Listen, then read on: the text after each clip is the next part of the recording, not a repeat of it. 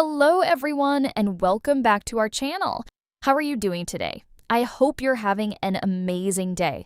Hi, everyone. It's so great to have you here again with us. And today, oh man, today's episode is going to change how you sound in English. We're talking about something really important, English mistakes that make you sound uneducated. And I want to be clear about something. If you're making these mistakes, it doesn't mean you're not smart. It just means you haven't learned these specific rules yet. Exactly.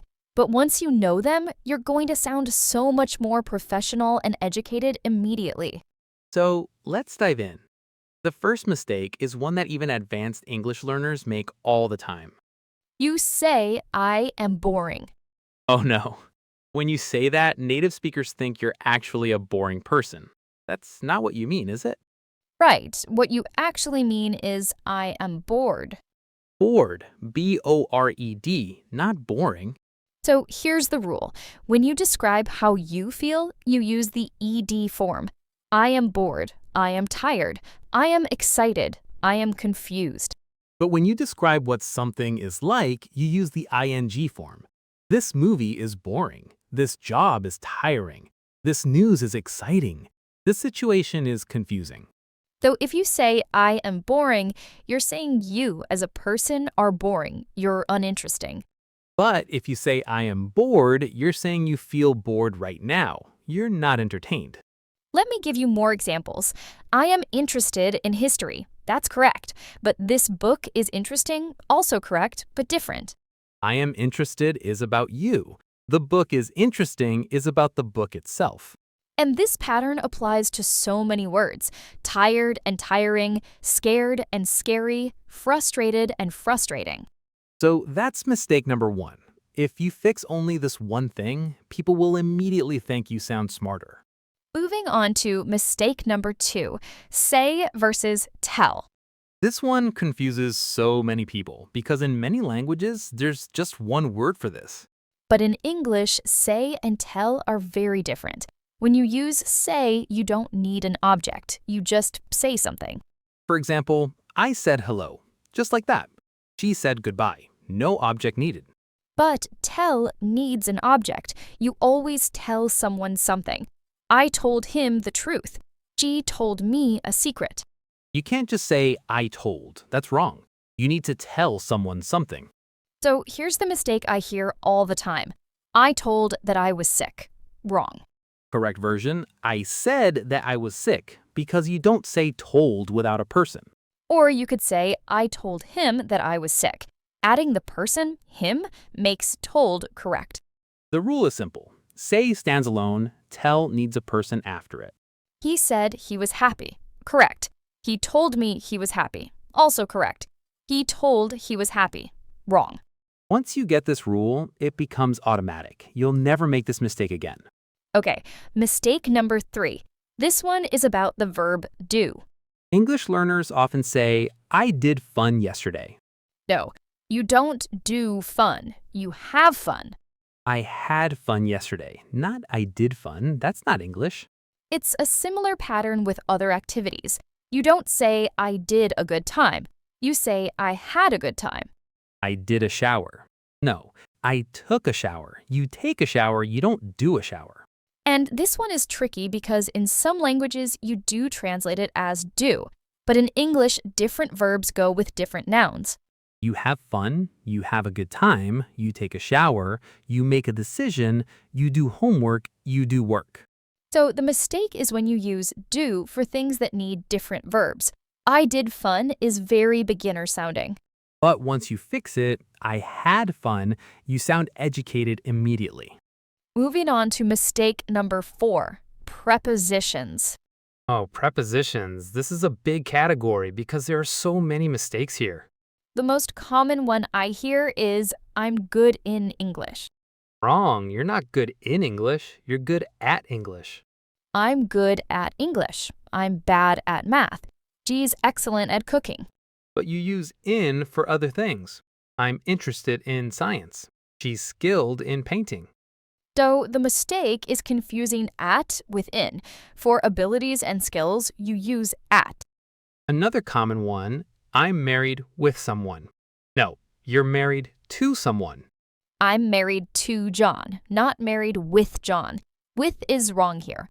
And this one, I depend in my parents.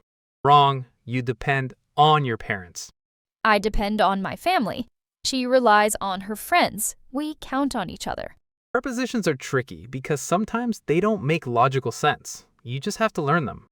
But when you get them right, people notice immediately. It sounds so much more native. Okay, mistake number 5. Irregular plurals. A lot of English learners just add s to everything, even when it's irregular. So they say, I saw 3 mices yesterday. No, it's mice, not mouses. English has so many irregular plurals. Mouse becomes mice. Child becomes children. Person becomes people.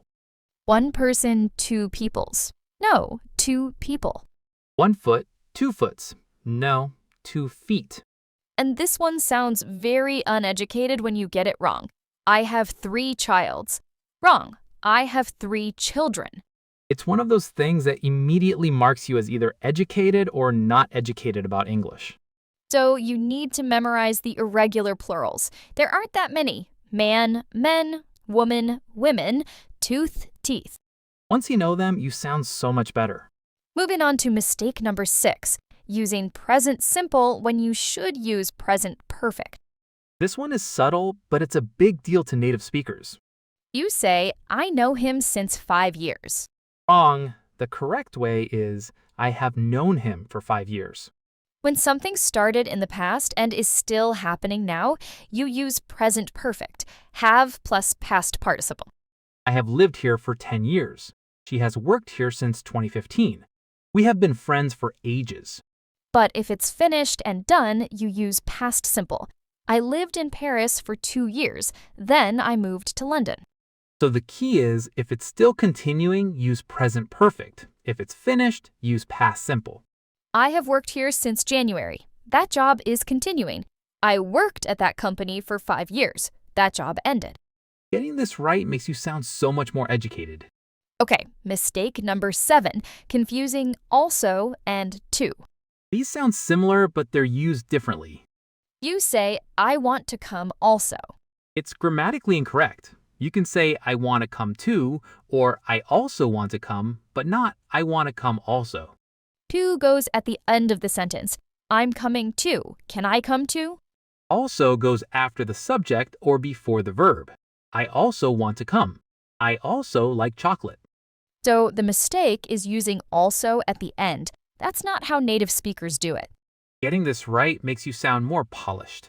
Moving on to mistake number 8, double negatives. This is a beginner mistake, but I still hear it sometimes. You say, I don't have no money. 2 negatives, that's wrong. In standard English, 1 negative is enough. Either I don't have any money or I have no money, not both together. I didn't see nothing. Wrong. I didn't see anything or I saw nothing. 1 negative, not 2. In some English dialects, double negatives are acceptable, but in standard English, they make you sound uneducated. So avoid them completely. Mistake number 9, wrong verb forms. English learners often say things like, he go to the store yesterday. Wrong. If it's past tense, you change the verb. He went to the store yesterday. Or they say, I am understanding now. That's awkward. You should say, I understand now. Some verbs describe states, not actions. You don't understand something, you understand it. It's just a fact. So I understand, not I am understanding. And this, I will go tomorrow is correct, but I will be going tomorrow is also correct, but much more formal. So the mistake is using complicated tenses when simple ones work better. Just say, I will go. Unless you have a specific reason to use a more complex tense, keep it simple. And finally, mistake number 10, articles, a, an, and the. Man, this is a big one because articles are so tricky. You say, I want to buy a new car. Where's the article? You need one. I want to buy a new car. Or if it's a specific car, I want to buy the new car, the one we talked about. For plural nouns, you sometimes don't need an article. I like cars. But if it's specific, I like the cars in that dealership. And a versus an, you use an before vowel sounds. An apple, an hour. Even though hour starts with H, it sounds like ow, a vowel sound. The mistake is either forgetting the article completely or using a when it should be an. Once you get articles right, your English sounds so much more polished. So there we go, 10 mistakes that make you sound uneducated. Let me recap them quickly. 1. I am bored, not I am boring. 2. Say versus tell. 3. Have fun, not do fun. 4. Good at, not good in. 5. Mice, not mouses. 6. I have known, not I know sense. 7. Come to, not come also. 8. Don't have any, not don't have no. 9. Correct verb forms. And 10, use articles, a, and, the. If you fix just these 10 things, people will immediately think you sound more educated and professional.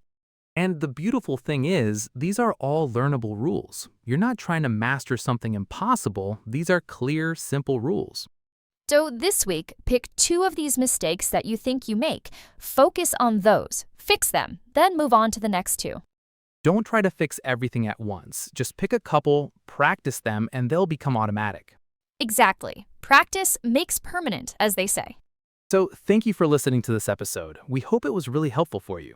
If you liked this video, please like it, share it with someone learning English, and subscribe for more tips like this. Because there are so many more mistakes we could cover. English is full of them. But you're getting better every single day. Keep practicing, keep learning, and be proud of your progress. Thank you so much for listening, everyone. We'll see you in the next episode. Goodbye. Goodbye, everyone. Have a wonderful day. Hello, everyone, and welcome back to our channel. I'm so glad you're here today. Hi, everyone. And today, oh man, we have the statistic to back this up. We're talking about mistakes that literally 99% of English learners make. And I know that sounds dramatic, but once you hear these 2 mistakes, you're going to realize just how common they are. We're not talking about advanced grammar here. We're talking about basic, everyday words that almost everyone uses incorrectly. So if you've been making these mistakes, don't feel bad. You're part of the massive majority. But by the end of this episode, you'll be part of the 1% who say it correctly. Let's dive in. The first mistake is so common that native speakers have basically stopped correcting it. But internally, we notice it every single time. The word is actually. Okay, so almost every English learner uses actually constantly, and they use it wrong. What do you mean wrong? The word exists, right? You can use it. Yes, the word exists, but most learners use it way too much and in the wrong places. Show us an example of the mistake. So a learner might say, I actually like this movie, or I'm actually very busy right now, or actually, I think that's wrong. Okay, but isn't that correct?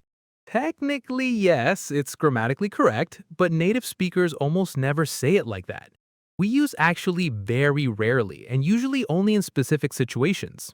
So what's the rule? Actually should only be used when you're correcting something or clarifying a misconception. That's it. That's the only time we use it. Give us an example. If someone says, I think you're American and you're British, you might say, actually, I'm British. You're correcting them. Or if someone says, that's expensive, and you want to clarify, you might say, actually, it's pretty affordable. So it's a contradiction word? Exactly. It means contrary to what you might think, or I need to correct that. But learners use it just as a filler word, like or They'll say, I'm actually very tired, but nobody said you weren't tired. There's nothing to correct. Exactly. And when learners do this, native speakers notice immediately. We think they're using that word way too much. So what should they say instead? Just don't use actually. Say, I'm very tired. That's it. Simple, clear, native. Or if you really want to emphasize something, you might say, I'm really tired, or I'm genuinely tired, but not I'm actually tired. And this is a mistake 99% of learners make? Absolutely. Almost every non-native English speaker overuses actually. It's one of the most common mistakes we hear. So the rule is simple. Only use actually when correcting or clarifying something. Otherwise, don't use it. Moving on to the second mistake. This one is hilarious because it's so common. The word is fun. Oh no. Okay, so what's the problem with fun? Native speakers have this rule about fun that learners constantly violate, and it makes us want to correct them every time. What's the rule? Fun is not a countable noun. You cannot have a fun or funs. It doesn't work that way. So learners say things like, I had funs yesterday, or we had many funs at the party. And that sounds so wrong to native speakers. What's the correct way? I had fun yesterday, or we had a lot of fun at the party, or we had such fun. So never a fun, never funs, never many funs. So it's like happiness or joy. You can't pluralize it? Exactly. Fun is uncountable, like water or music or happiness. You don't say, I drank 3 waters. You say, I drank water or I drank 3 glasses of water.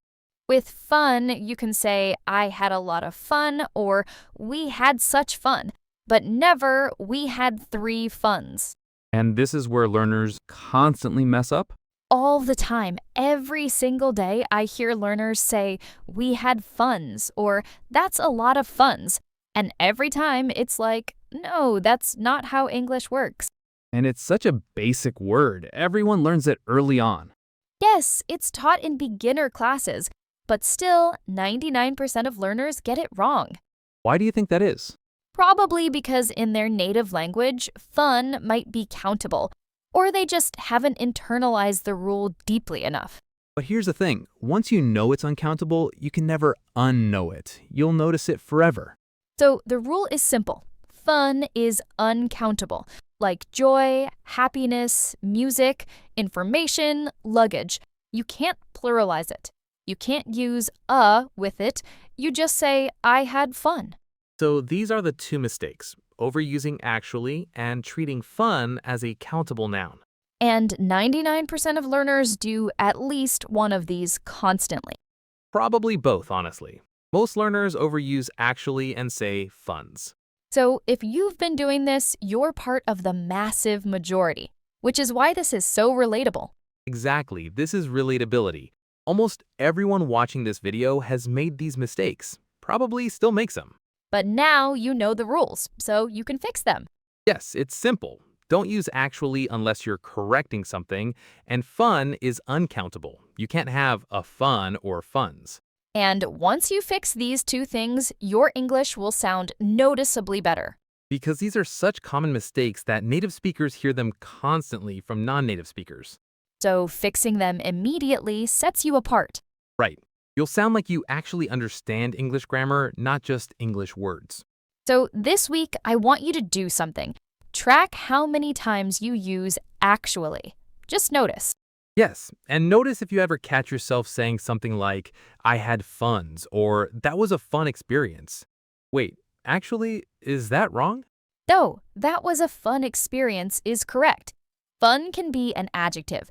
That movie was fun. This party is fun. But as a noun, it's uncountable. So you can say, that was a fun time, or I had fun. But not, I had a fun, or I had fun. Exactly. The distinction is adjective, yes, you can use it normally. Noun is uncountable. So this week, track your actually usage and notice if you're using fun correctly. And next week, start fixing these mistakes. It's easier than you think. Once you're aware of the rules, they become automatic. And native speakers will definitely notice a difference. So thank you for listening to this episode. We really hope it helps you become part of the 1%. If this was helpful, please like and subscribe, because there are so many more mistakes we could cover.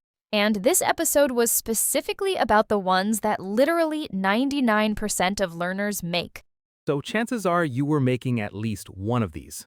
But now you're aware, and awareness is the first step to change. Thank you so much for learning with us. We'll see you in the next episode. Goodbye, everyone. Goodbye. Have a wonderful Hello, everyone, and welcome back. I'm Emma, and I'm British. And I'm Jack, and I'm American. And today we're doing something that's apparently very entertaining. We're reacting to each other's English, our accents, our words, our ways of speaking. Which is funny because we're both speaking English, but sometimes we sound like we're speaking completely different languages. Right? So let's start with the obvious accents. Jack, when you hear a British accent, what's your first reaction? Honestly, it sounds fancy, like you're about to tell me something important. It's so funny because to me, it's just how I talk. I know, but to American ears, British accents sound sophisticated, intelligent, maybe a little intimidating. Interesting. And what about specific words like we say tomato differently Oh man, you say tomato and we say tomato. and we say it correctly? See, that's what you say. But honestly, I can't imagine saying it like you do. It sounds so posh. Posh, right. We have so many words that are different, like you call it a bathroom, we call it a toilet or loo. Wait, you actually use loo? That sounds so weird to me. And restroom sounds ridiculous to me. You're not going there to rest. Fair point. What about elevators and lifts? Yes, we say lift, you say elevator. We say lift, it's simpler. But elevator makes sense. It elevates you. Lift makes sense too, it lifts you up. Okay, fair, but here's one that gets me. You say flat for apartment? Yes, a flat, it's a flat. An apartment sounds so formal. To me, an apartment is an apartment. A flat is flat, like the tire is flat. That's so American, but we've been saying flat for centuries. Okay. What about the way we pronounce vowels? Because I've noticed British people really stretch their vowels. What do you mean? Like you say dance instead of dance. You say bath like bath. It sounds so dramatic. It's not dramatic, it's just how we say it. And you say dance too quick, you barely open your mouth. That's because we're efficient. We don't need to overdo it. Overdo it, we're just pronouncing it properly. This is the eternal struggle. But honestly, the R sound, that's the biggest difference. Oh God, yes, you Americans really roll your R's.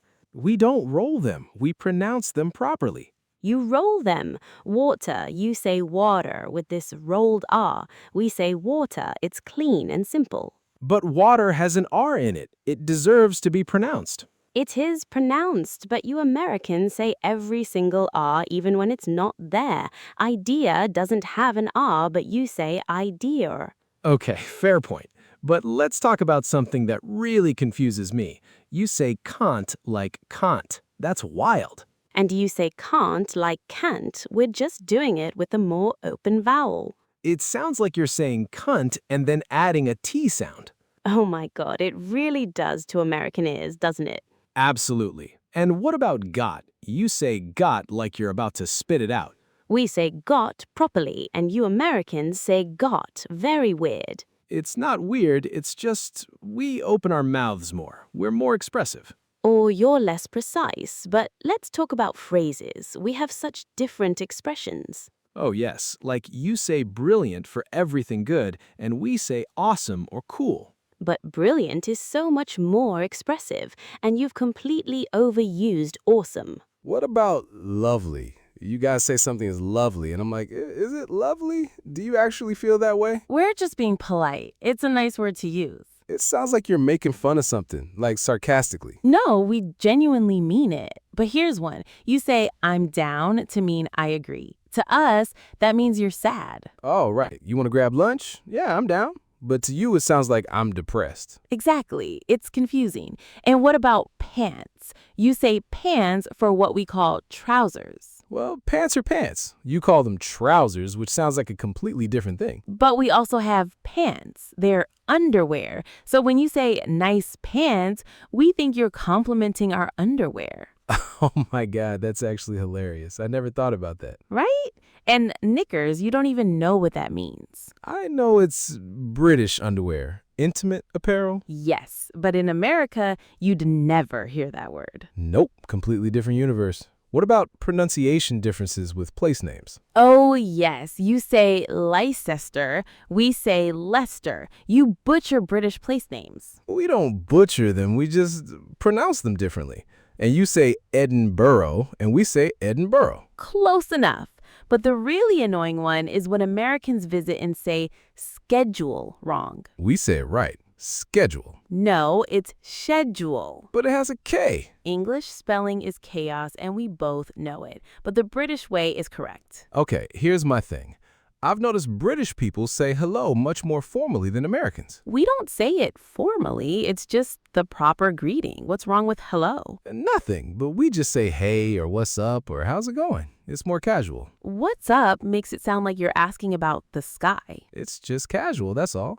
And I've noticed British people are very into apologizing. We're not into apologizing, we're just polite. You apologize for everything. Someone bumps into you and you apologize? Because it's polite, and Americans are so loud and direct. We're not loud, we're just expressive and direct. We say what we mean. You say things that would horrify us in Britain, like you're very straightforward. And you're very indirect. You say something is not ideal when you mean it's terrible. Because we don't want to be rude, we're softening it. But we get it. I've learned to interpret British sarcasm and understatement. And I've learned that Americans mean what they say. They're not being mean, they're just being honest. Exactly. Different cultures, different communication styles. But I have to say, after spending time with Americans, your accent doesn't sound strange anymore. Really? That's interesting, because British accents still fascinate me. See, that's because Americans have multiple accents. Southern, New York, Midwestern. Right, and British people act like you all sound the same. But they do all sound kind of the same to us, like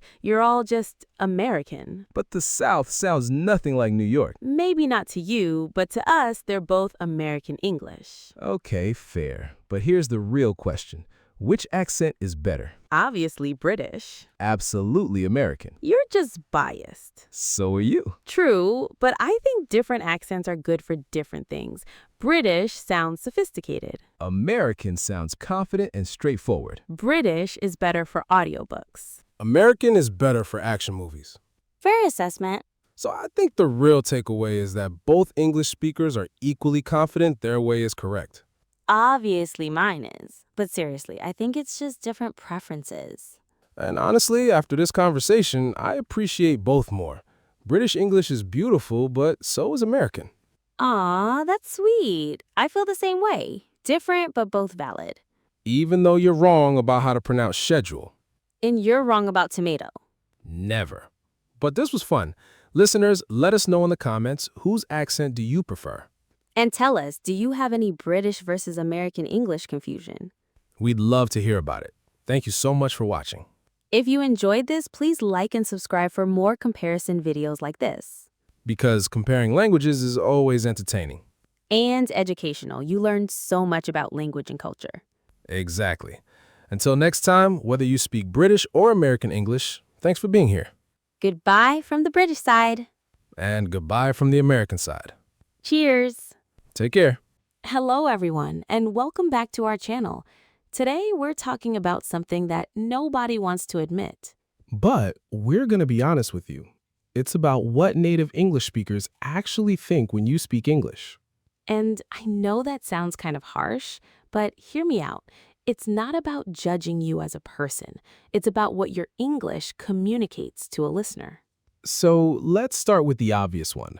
When someone speaks English very slowly and carefully, word by word, what do native speakers think? Honestly, our first thought is usually, this person is not very confident in English, or they're translating from their native language as they speak.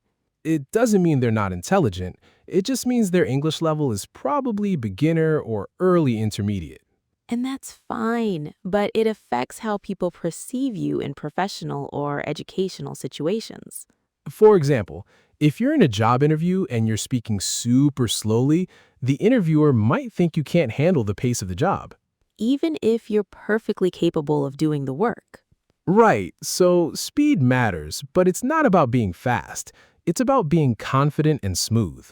When someone speaks fluently, without too many hesitations, native speakers automatically assume they're educated and intelligent. Even if they make grammar mistakes. Exactly. If you speak fluently with mistakes, people forgive the mistakes. But if you speak slowly and carefully, people notice every single mistake. So fluency is more important than perfect grammar? In terms of perception, yes, because fluency signals confidence, and confidence makes people trust you more. Let's talk about hesitations. Words like like, What do native speakers think? These are filler words. Everyone uses them, including native speakers. But if you use them too much, it signals nervousness or lack of preparation. Like, if you say like in every sentence, native speakers think you're either very young or not very educated. It's unfair, but it's true. The perception is real. And the same with and A few here and there is fine, but if you're saying between every word, people think you don't know what you're going to say next. So, filler words destroy credibility? Not completely, but they damage it. One doesn't hurt. 20 ums in a 2-minute speech, that's a problem. What about accent? When someone has a very thick accent, what do native speakers think? This is tricky because it's very regional, but generally, people don't judge you for having an accent. Everyone has an accent. But they might judge you if you're hard to understand. If people have to strain to understand you, that's when it becomes a problem. So it's not about having an accent, it's about clarity and intelligibility. Right. Some people have thick accents but are completely clear and easy to understand, and some people have lighter accents but mumble or speak unclearly. The clarity matters more than the accent thickness. What about grammar mistakes? How much do native speakers really care? This is where it gets interesting. Native speakers care way less about grammar than English teachers do. If you make a grammar mistake but you're fluent and confident, most people won't even notice. But if you make the same grammar mistake while speaking slowly and hesitantly, people notice it and judge it. So it's the combination of factors? Slow speech plus mistakes equals bad impression. Exactly. It's not one thing, it's the total package. If you're confident and fluent, people forgive almost everything. What about vocabulary?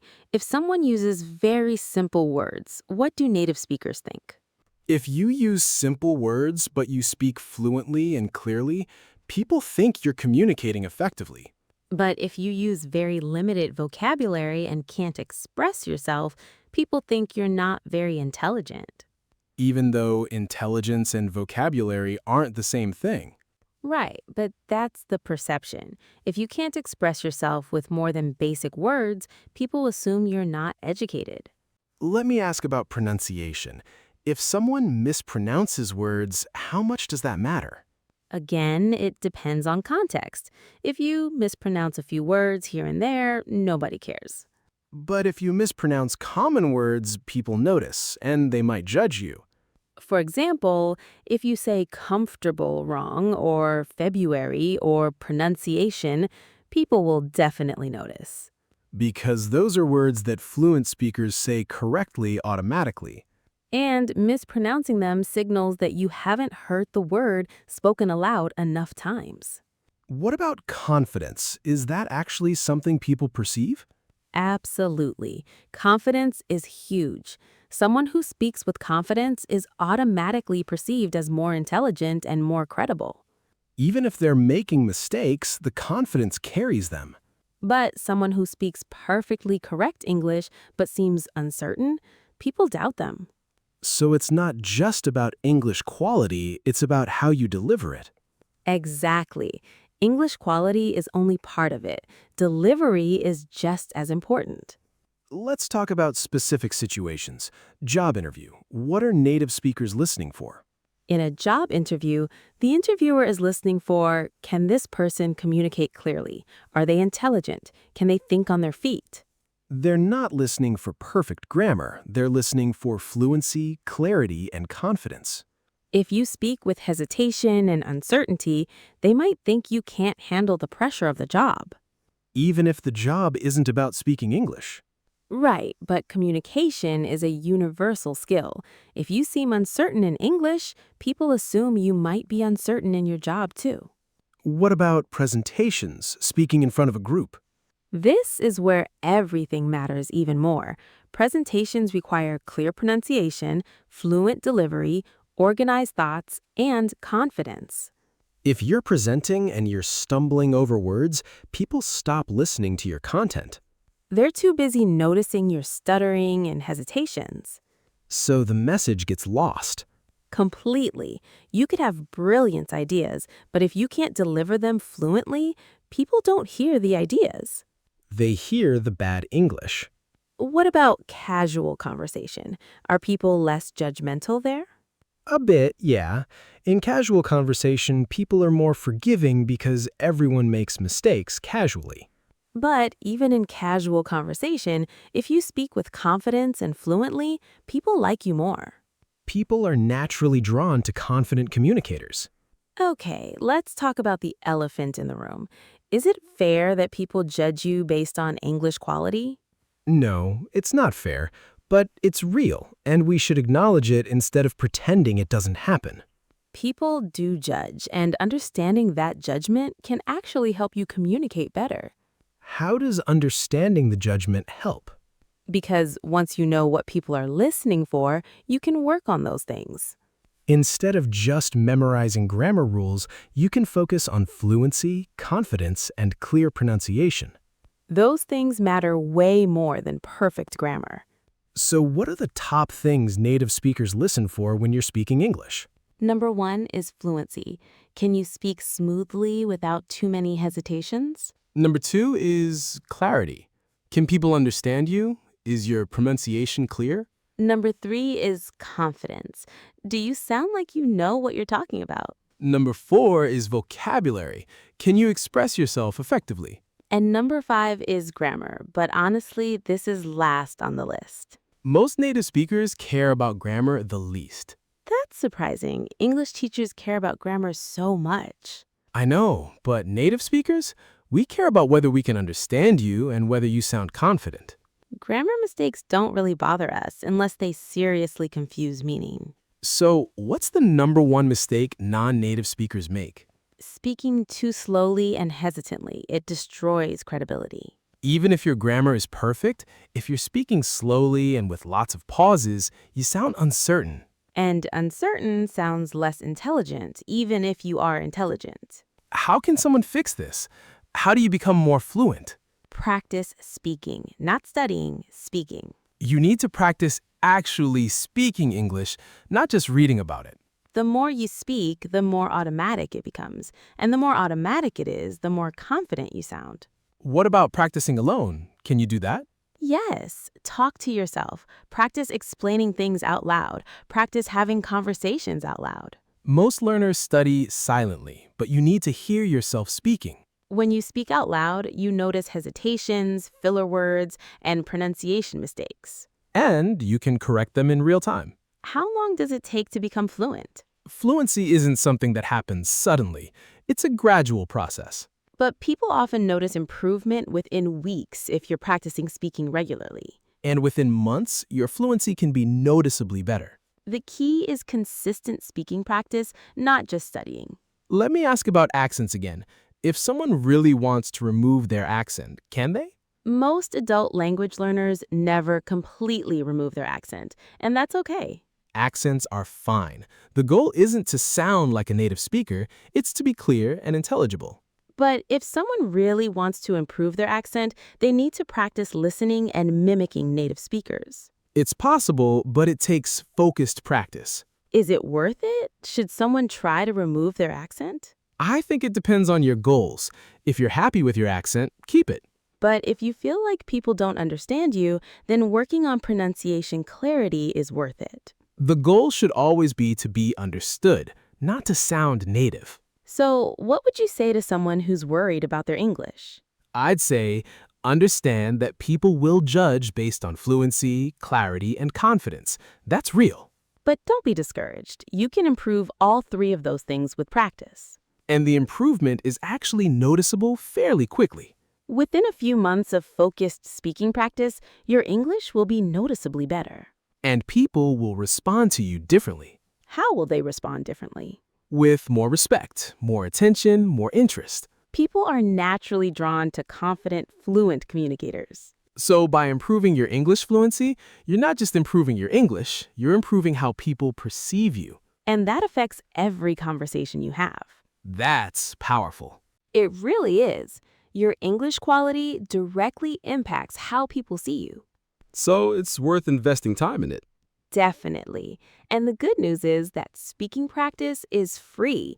You can do it anywhere, anytime. You don't need a teacher, you don't need an app, you just need to speak. Talk to yourself. Explain things out loud. Have conversations. Record yourself and listen back. These are all free ways to improve your speaking fluency. And they work. So the key takeaway is, don't worry about perfect grammar. Focus on fluency, clarity, and confidence. And do that by practicing speaking, not just studying. Exactly. Speak more, study less. That's the real secret. Native speakers will respect you more, understand you better, and respond to you better. And that confidence will carry into every area of your life. So, thank you for listening to this episode. I hope it helps you understand what native speakers are actually thinking. And I hope it motivates you to practice speaking more. If this was helpful, please like and subscribe for more honest takes on English learning. Because the stuff nobody talks about is usually the most important. And we want to give you the real perspective from native speakers. Thank you for learning with us. We'll see you in the next episode. Goodbye, everyone. Take care and go practice speaking. Hey, oh my God, it's so good to see you. How long has it been? I know, right? Like, it's been what, like 3 months, 4 months? I don't even know anymore. Time is like just flying by. I know, so much has changed since we last hung out. Like, how's everything going with you? Oh man, it's been absolutely crazy. Like, work has just been insane. You know how I was talking about that project? Yeah, the big one? Yeah, that one. So we finally finished it, like 2 weeks ago. And it was like the most stressful thing I've ever done. Like, honestly, I thought I was gonna lose my mind. Oh no, like what happened? Okay, so like the timeline got pushed up by like 2 weeks, right? So we had to like completely rush everything. And then like the client kept changing their mind about what they wanted. Like every single day they were like, oh, actually, can you change this or can you add that? That's so frustrating. Like, I don't know how you deal with that. Yeah, like I was dealing with it for like 2 months straight. And by the end, I was just like, I'm done. I can't do this anymore. But somehow we got it done. And you know what? The client actually loved it. Wait, really? They loved it after being so picky? Yeah, like I was so shocked. Like I thought they were gonna be like, oh, it's not exactly what I wanted or whatever, but they were like, this is perfect. This is amazing. And I was like, okay, so all that stress was worth it, I guess. That's amazing though. Like, seriously, that's a huge accomplishment. You should be really proud. I know I am. Like my boss even gave me like a bonus. Like she was like, you did great work and stuff. So that was cool. Oh my God, that's incredible. So, what are you going to do with the bonus? Honestly, like I'm not totally sure yet. Like I've been thinking about like taking a vacation or something. Like I really need to like get away and like just chill for a bit. That sounds amazing. Like, where would you want to go? Like I was thinking about maybe like going to Thailand or something. Like I've always wanted to go there. And like it's supposed to be like really beautiful and like the food is amazing. Oh, Thailand is incredible. Like, I went there like 2 years ago and it was like one of the best trips I've ever had. Wait, seriously? Like tell me everything. Like what should I do when I'm there? Okay, so like first of all, you have to go to Bangkok. Like it's like the main city and like it's just amazing. Like there's so much to do, like temples and like shopping, and like the food scene is insane. Yeah, like I've heard the food is like really good. Oh my God, like the food is life-changing. Like I ate the best pad thai of my life there. And like street food, like you can just get food from street vendors and like it's so cheap and so good. That sounds incredible. Like how much did you spend there, like in total? Like for like a week, I probably spent like maybe like $2,000, like with flights and like hotels and like food and activities. Oh, that's not too bad actually. Like I was expecting it to be like way more expensive. I know, right? Like it's like super affordable. Like you can stay on like nice hotels for like really cheap and like food is like so inexpensive. Okay, so like I'm definitely thinking about booking a trip, like maybe in a couple months. Like I need to like save up a bit more, but like I think I can make it happen. You should totally do it. Like it's like one of the best decisions you can make. Like traveling is just like so good for your mental health. Yeah, I totally agree. Like I feel like I need like a break from like everything, you know? Like just like work and like my apartment, like everything. It's just like too much sometimes. Yeah, I get that. Like speaking of like your apartment, like how's living with your roommate going? Oh man, like It's gotten a little bit better, actually. Like, remember how I was like complaining about the dishes? Yeah, like he never cleaned up after himself or something? Right. Yeah. So, like, I actually made like a chore chart. Like, I was like really hesitant about it at first, but like, I just like decided to do it anyway. Wait, and did he actually follow it? Like, kind of. Like, he followed it like for the first 2 weeks, and I was like, wow, this is working. But then, like, he kind of like stopped caring about it, and like, we're back to square one. Oh no, that's so annoying. I know, right? But like, at least he knows like that I'm aware of it. Like, it's not like a surprise to him anymore. Like, he knows like I care about like a clean living space. That's true. Like, I mean, like you tried, and like that's all you can do. Like, you can't control like how much he cares about cleanliness. Exactly. Like, I was just like, okay, like, I'm not gonna like stress about this anymore. Like, if he doesn't want to clean, like, that's his problem. Like, I'm just gonna like clean my own stuff and like move on. That's a really good mindset, honestly. Like, you can't like control other people. Like, you can only like control yourself. Yeah. Anyway, like, enough about my roommate drama. Like, what about you? Like, what's going on with you? Oh, so like a lot has changed for me too. Like, I actually like quit my job. Wait, what? Like, you quit your job? Yeah, like I know it's like a big decision, but like I was just like so unhappy there. Like my boss was like constantly like criticizing everything I did. And like I was like working like so much overtime and like I wasn't getting like extra pay for it. Oh my God, like, that sounds horrible. It was horrible. Like I was like coming home like every day and like I was just like so stressed and like so tired. And like one day I just like woke up and I was like I can't do this anymore. So, like, did you just like quit without like having another job lined up? Kind of. Like, I gave like 2 weeks notice, but like, I didn't have like another job lined up yet. Like, I'm currently like job hunting. Wow, like, that's like pretty brave, actually. Like, I don't know if I could do that.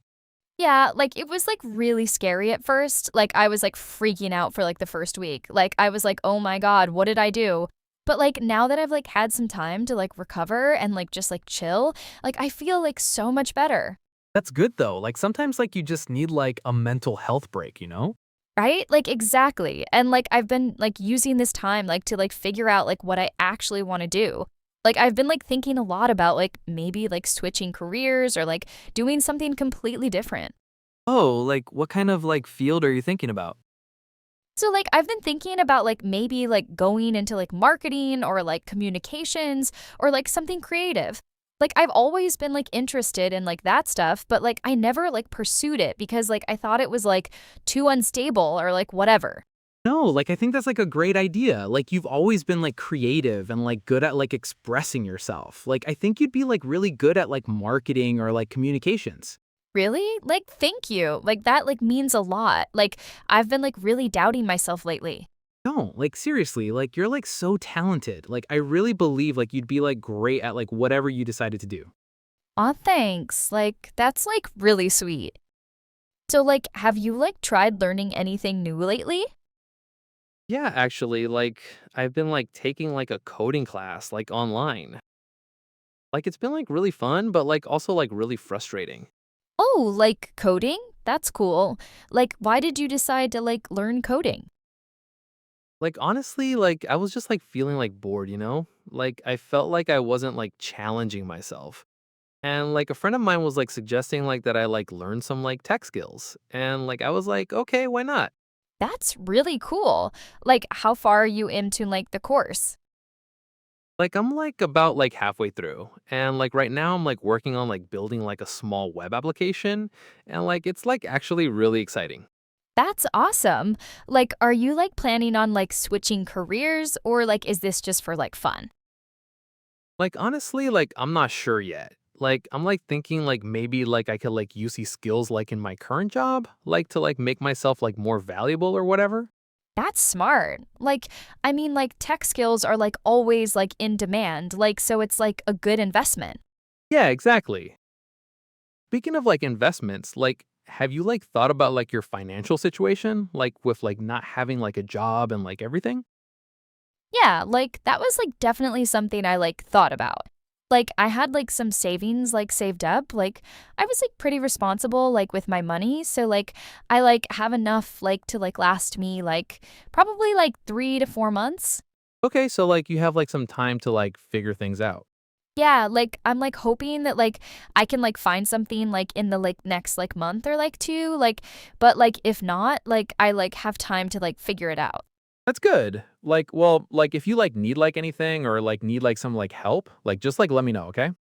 Thank you. Like that's like really sweet. Like I really appreciate that. Of course, like that's like what like friends are like for, right? Yeah. So like speaking of like friends, like have you like been hanging out with like anyone else lately?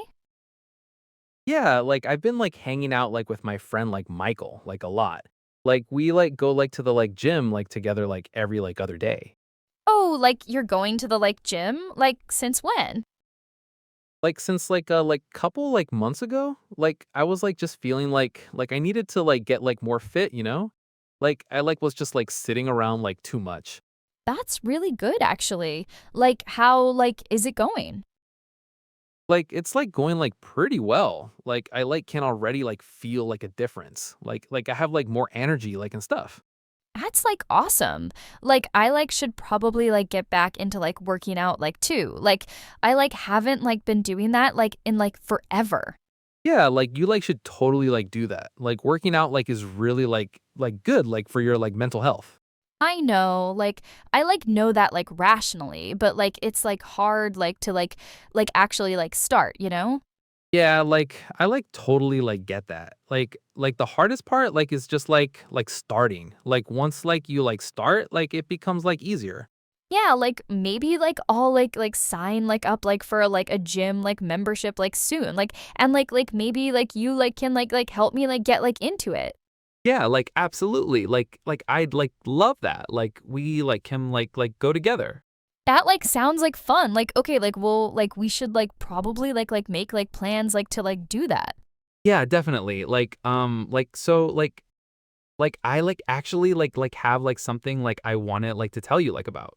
Oh, like what? Like so like you know like how like I've been like single like for like a while. Yeah? Like so like I like actually like met someone like recently. Oh my God, like wait, seriously? Like tell me everything. Okay, so like I like met her like at like a friend's like party. Like and like we just like started talking and like we just like really like clicked, you know? That's like so exciting. Like tell me about her. Okay, so like her like name is like Sarah and like she's like really like fun and like creative and like she like works like in like graphic design and like she's like really into like art and like museums and stuff. That sounds like amazing. Like how long have you like been seeing her? Like only like a couple like of like weeks, but like I don't know, like it's just like really like nice, you know? That's so great. Like I'm really happy for you. Thanks. Like I'm like pretty excited about it. Like anyway, like I think like we should probably like wrap this up soon. Like I like have like to get home soon. Oh yeah, okay. Like it was so good like to see you though. Like seriously, like we need to like do this more often. I know, like totally. Like we should like hang out like at least like once a month. Yeah, like let's like do that. Like and like I like want to like hear like all about like Sarah. Of course, like I'll like bring her like next time. Like I think you two like would like really like get along. That sounds like perfect. Okay, like well like let's definitely like do this again soon. Yeah, absolutely. Like take care of yourself, okay? Like and like don't like stress too much about like the job thing. I won't. Like thanks for like the pep talk. Like I really needed that. Of course. Like all right, like I'm gonna like get going. Like talk to you soon. Okay, bye. Bye. Hey, oh my God, it's so good to see you. How long has it been? I know, right? Like it's been what, like 3 months, 4 months, maybe more? I don't even know anymore. Time is like just flying by, you know? I know, like it feels like forever. So much has changed since we last hung out. How's everything going with you? Like, how's life treating you? And life is, well, it's been absolutely crazy. Like work has just been insane.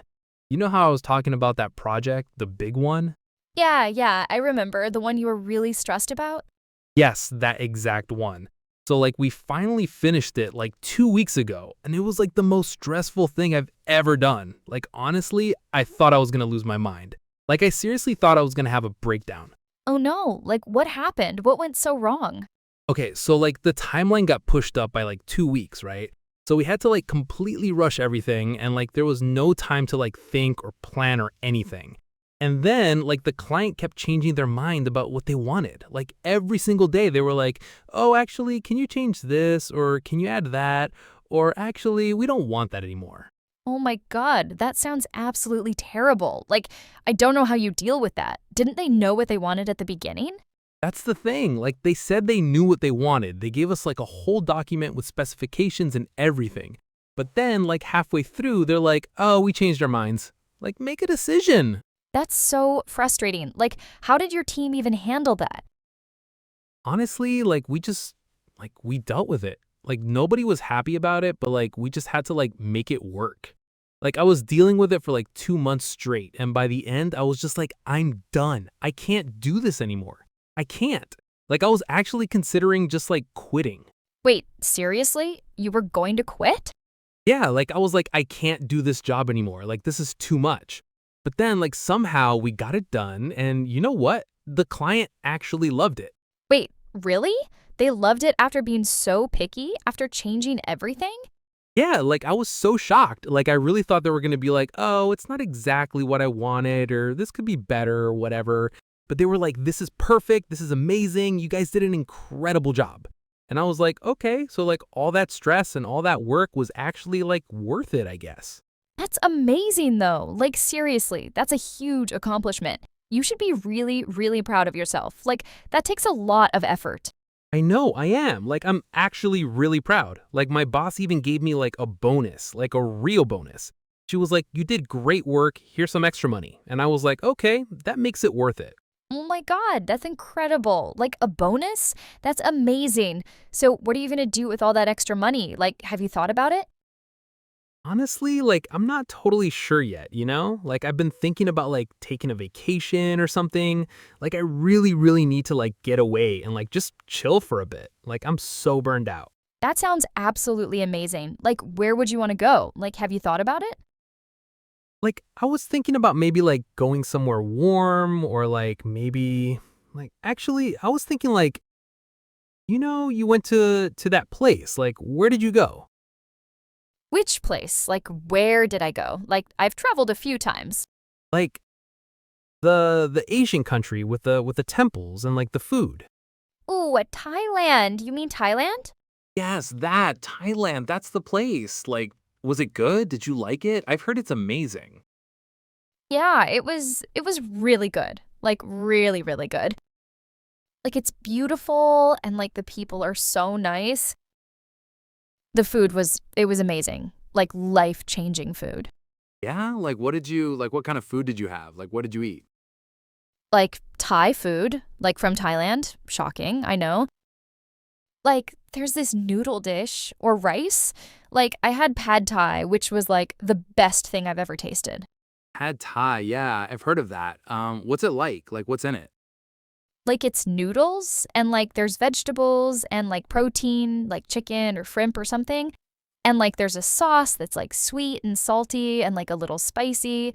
And like it's amazing. That sounds incredible. Like, I definitely want to try that. And like you said, there was another thing, like another food? Oh yeah, there's this thing. It's like it's like noodles or rice. Like what? Like, what's it called? Like, I can't remember the name. Like, it's on the tip of my tongue. Like, it starts with like no, I can't remember, but like it was really good. Like, I had it multiple times. Oh, maybe like, what's the word? Like a curry, maybe? Maybe? Like, I don't think so. Like, it was more like noodles or like maybe rice noodles. Like, I can't think of it either. Like, that's okay. Like, it doesn't matter what it's called. Like, it sounds delicious. Yeah, like it was really delicious. Like, I wish I could remember the name so I could make it or find it here. Yeah, I bet. Anyway, so like, I'm definitely thinking about going to Thailand, like for real. Like, I'm gonna like book something soon. That's amazing. Like, you should totally do it. Like, traveling is like so good for your mental health and like your well being.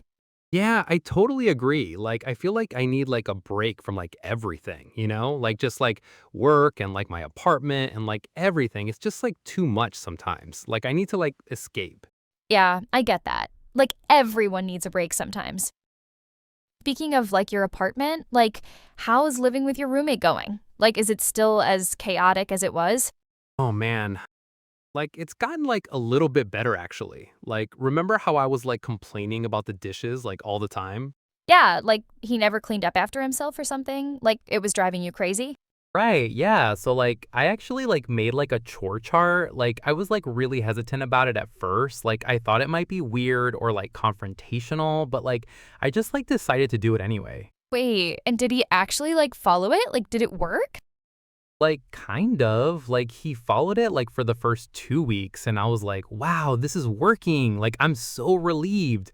But then like he kind of like stopped caring about it and like we're back to square one. Like dishes everywhere again. Oh no, that's so annoying, like so frustrating. I know, right? But like at least he knows like that I'm aware of it. Like it's not like a surprise to him anymore. Like he knows like I care about like a clean living space. So like at least there's that. That's true. Like, I mean, like you tried and like that's all you can do. Like, you can't like control like how much he cares about cleanliness. Like, you can only like control your own behavior. Exactly. Like I was just like, okay, I'm not gonna like stress about this anymore. Like it's not worth it. Like if he doesn't want to clean, like that's his problem. Like I'm just gonna like clean my own stuff and like move on with my life. That's a really good mindset, honestly. Like, you can't like control other people. Like, you can only like control yourself, like, and your own reaction.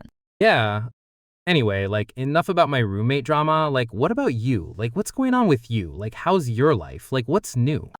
Oh, so like a lot has changed for me too, actually. Like, I actually like, so like I quit my job. Wait, what? Like you quit your job? Like you actually quit? Yeah, like I know it's like a big decision, like a really big decision, but like I was just like so unhappy there. Like my boss was like constantly like criticizing everything I did, like everything. Like I would do something and he would be like, "That's wrong," or like, "Do it better," or like, "Why did you do it that way?" Oh my God, like that sounds horrible. Like that's like really toxic. It was horrible. Like I was like coming home like every day and like I was just like so stressed and like so tired and like so unhappy. And like one day I just like woke up and I was like, I can't do this anymore. Like I just can't. Like I don't care about money. I just need to like take care of my mental health. So like, did you just like quit without like having another job lined up? Like, was that scary?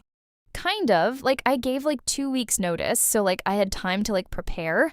But like I didn't have like another job lined up yet. Like I'm currently like job hunting, like looking for something new. Wow, like that's pretty brave actually. Like, I don't know if I could do that. Like, I think I'd be too scared about like money and stuff. Yeah, like it was like really scary at first. Like I was like freaking out for like the first week. Like I was like, "Oh my God, what did I do? Like I made a huge mistake. Like I'm gonna regret this." But like now that I've like had some time to like recover and like just like chill and like relax, like I feel like so much better. Like mentally, I feel so much better. That's good though. Like, sometimes like you just need like a mental health break, you know? Like, money isn't everything. Right? Like exactly. And like I've been using this time like to like figure out like what I actually want to do. Like I've been like thinking a lot about like maybe like switching careers or like doing something completely different, like something I'm actually passionate about. Oh, like what kind of like field are you thinking about? Like, what would you want to do? So like I've been thinking about like maybe like going into like marketing or like communications or like something creative. Like I've always been like really interested in like that kind of stuff. But like I never like pursued it because like I thought like it was like too unstable or like you need a degree or like whatever. Like I just like convinced myself it wasn't possible. No, like I think that's like a great idea. Like seriously, like you've always been like so creative and like good at like expressing yourself, like thinking of ideas. Like I think you'd be like really good at like marketing or like communications. Like you have those skills. Really? Like thank you. Like that like means a lot. Like I've been like really doubting myself lately, like wondering if I made the right decision, like if I'm capable of doing something different. Don't, like seriously, like don't doubt yourself. Like you're like so talented. Like I really truly believe like you'd be like great at like whatever you decided to do. Like you just need to like believe in yourself. Oh, thanks. Like, that's like really sweet and like really nice to hear. So, like, have you like tried learning anything new lately? Like, are you working on any hobbies or like personal projects? Yeah, actually, like I've been like taking like a coding class like online. Like it's been like really fun, but like also like really frustrating. Like sometimes I love it and like sometimes I hate it. Oh, like coding? That's cool. Like programming? Like, why did you decide to like learn that? Like, what made you interested? Like honestly, like I was just like feeling like bored, you know? Like I felt like I wasn't like challenging myself. Like I felt like I was just like going through the motions at work. And like a friend of mine was like suggesting like that I like learn some like tech skills. And like he was like, "Dude, tech skills are like really valuable." And like I was like, "Okay, why not? Like let me try it." That's like really cool. Like, that takes like initiative. Like, how far into like the course? Like, how much have you learned? Like I'm like about like halfway through and like right now I'm like working on like building like a small web application. And like it's like actually really exciting. Like I'm creating like a real project, like something that actually works. That's awesome. Like, I'm impressed. Like, are you like planning on like switching careers or like is this just for like fun, like for personal interest? Like honestly, like I'm not sure yet. Like I'm thinking like maybe like I could use these skills like in my current job. Like to make myself like more valuable or like more qualified. Like learn technical skills to like advance in my career. Like I don't know if I want to like switch careers completely. That's smart. Like, I mean, like tech skills are like always like in demand. Like, so it's like a good investment, like regardless of what you do. Yeah, exactly. Like it's like an investment in myself. So, like, I was gonna ask, like, have you like been like, how's your social life? Like, are you like seeing anyone? what do you mean by like seeing anyone? Like romantically or like hanging out with friends or like Like, yeah, romantically. Like, are you like dating anyone? Like, is there someone special? yeah, actually. Like I met someone like a few weeks ago or like how long ago was it? Like time is so weird. How would I know? Like, you'd know when you met them. Right. Yeah. Like it was like I don't know, like time is weird. Maybe like a month ago, like maybe like 5 weeks. Like I met her at like a friend's party. Oh, that's nice. Like, what's she like? Like, tell me about her. She's like really nice and like she's like creative or like she does art or like something with design, like graphic design or like that kind of thing. And like she's really into like art and like museums and like stuff like that. Oh, that's cool. Like, that sounds interesting. Do you think like this could be like serious, like a real relationship? Like, or is it just like casual?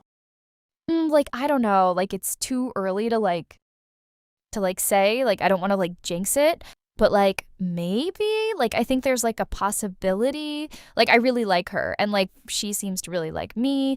Like we have like really good conversations, like we laugh together. That's good. Like, that's a really good foundation. Like, I'm happy for you. Thanks. Like I'll probably bring her like next time we like hang out, like if that's okay with you. Yeah, like totally. Like I'd love to meet her. Like I'm sure you two would like get along great. Cool. So like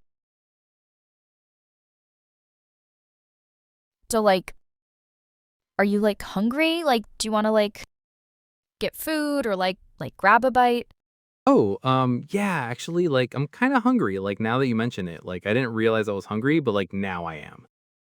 Yeah, like I'm hungry too. Like what do you like want to eat? Like what sounds good to you? Like I don't know. Like maybe like pizza or like something else. Like I'm open to like suggestions. Like pizza sounds good. Like I haven't like had pizza in like a long time. Like it's been a while. Yeah, like how long? Like when was the last time you had pizza? Like like I don't know, like maybe like a week or like 2 weeks? Like time flies.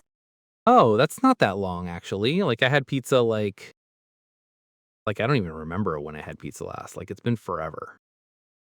Well, like we can like get pizza now. Like that could be like fun, like a good activity. Yeah, like that sounds like a good idea. Like there's like a place like near here, like I think. Like I'm not like totally sure where it is. Like do you know any pizza places? Like, I think there's like a pizza place like on like Main Street or like Oak Street, like one of those streets. Like, I go there like sometime. Okay, we can like figure it out. Like we can like look it up on like Google Maps or like Yelp or like something. Like there's definitely places around here. Yeah, like that's a good idea. Like, let's like go get pizza then. Like, let me just like get my stuff together. Yeah, let's do that. Like let me like grab my wallet or like let me like get ready. Like do I need anything? Like my phone, like my keys? Yeah, like okay. Like let me like get my stuff too, like my purse and like my phone. So like, Are you like ready? Like do you have everything you need? yeah, like I think so. Like let me like check. Like yeah, like I have my phone, like I have my wallet, like I think I'm like ready. Like let me just like grab my jacket. Cool. Like let's go then. Like I'm getting hungry. Yeah, let's go. Like this was like nice, like catching up with you. Like it was really nice. Yeah, like same. Like it was like really nice. Like I'm glad we like got to like hang out. Like I really needed this. Yeah, me too. Like we should like do this like more often. Like at least like once a month or like every couple months. Yeah, like definitely. Like I would like love that. Let me like make sure I have like everything. Yeah, like I have my stuff. Like I'm ready. Cool. Like let's go then. Yeah, let's go get pizza. Pizza. Yeah. Like let's go. Like after you, like you go first. Yeah, okay, let's go. Both walk to doorway, awkward moment as they both try to go through at same time. Oh, sorry. No, like sorry, like I was like, Like you go first. Like ladies first, you know? okay, like thanks. Like that's sweet. Yeah, no problem. Let's go get that pizza. Like I'm really hungry now. Yeah, me too. Like let's go. They exit, still talking as they walk out. So, like do you think they'll have like those really good slices? Like I hope so. Like I really want like a good slice of pizza. Hello everyone. Welcome back to the channel. Hi guys, so happy to have you here with us again today. Okay, so today's format is a little different and honestly a little more dramatic than usual. We're doing speed dating, sort of, a simulated version where I'm going to play a series of different dates and David's going to play the English learner trying to make a good impression, mistakes and all. And then afterward, we break down what actually went wrong, what a native speaker would actually think in that moment, and how to fix it. Because dating is honestly one of the highest pressure situations to use a second language in. There's nerves, there's timing, there's humor, there's flirting, and one small misstep can completely change how the whole interaction feels. Welcome back, everyone. I'm David. And I'm Emma, and let's get into round one. Hello, nice to meet you. What is your name, please? Hi, I'm Sarah. What's your name? My name is David. I am very glad for making your acquaintance. Okay, stop. Glad for making your acquaintance? Nobody has ever said that on a date in the history of dating. That's exactly the mistake I wanted to make. That's a very literal, very formal translation of a polite phrase, and it just completely kills the natural flow of a casual first meeting. Right, and here's the thing. It's not wrong. Grammatically, it's actually a correct sentence. But tonally, it's wildly mismatched for the situation. It sounds like you're meeting a business client, not a date. So what would actually work there instead? Something as simple as, nice to meet you, is honestly enough. You don't need to add anything more formal on top of it. In fact, adding more formality in a casual romantic context can come across as nervous or oddly stiff. Which is such a good point, actually, because a lot of learners think more formal equals safer, when in dating specifically, warmth and casualness usually land much better than formality. Exactly. All right, reset, round 3. And this one's going to be a little more emotionally loaded. Can I ask you something personal? Are you finding someone right now? Okay, are you finding someone is very different from what I think you meant. Yeah, that one's rough. Finding makes it sound like an active, ongoing search happening right this second, like you're mid-search on a dating app while sitting across from someone. Whereas the intended question was almost certainly, are you seeing someone or are you single, which is the natural way to ask about someone's relationship status. This is such a classic verb confusion, though. Find versus see versus date.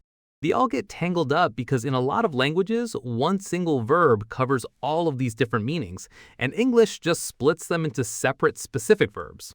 Right, seeing someone specifically means dating someone casually or early on.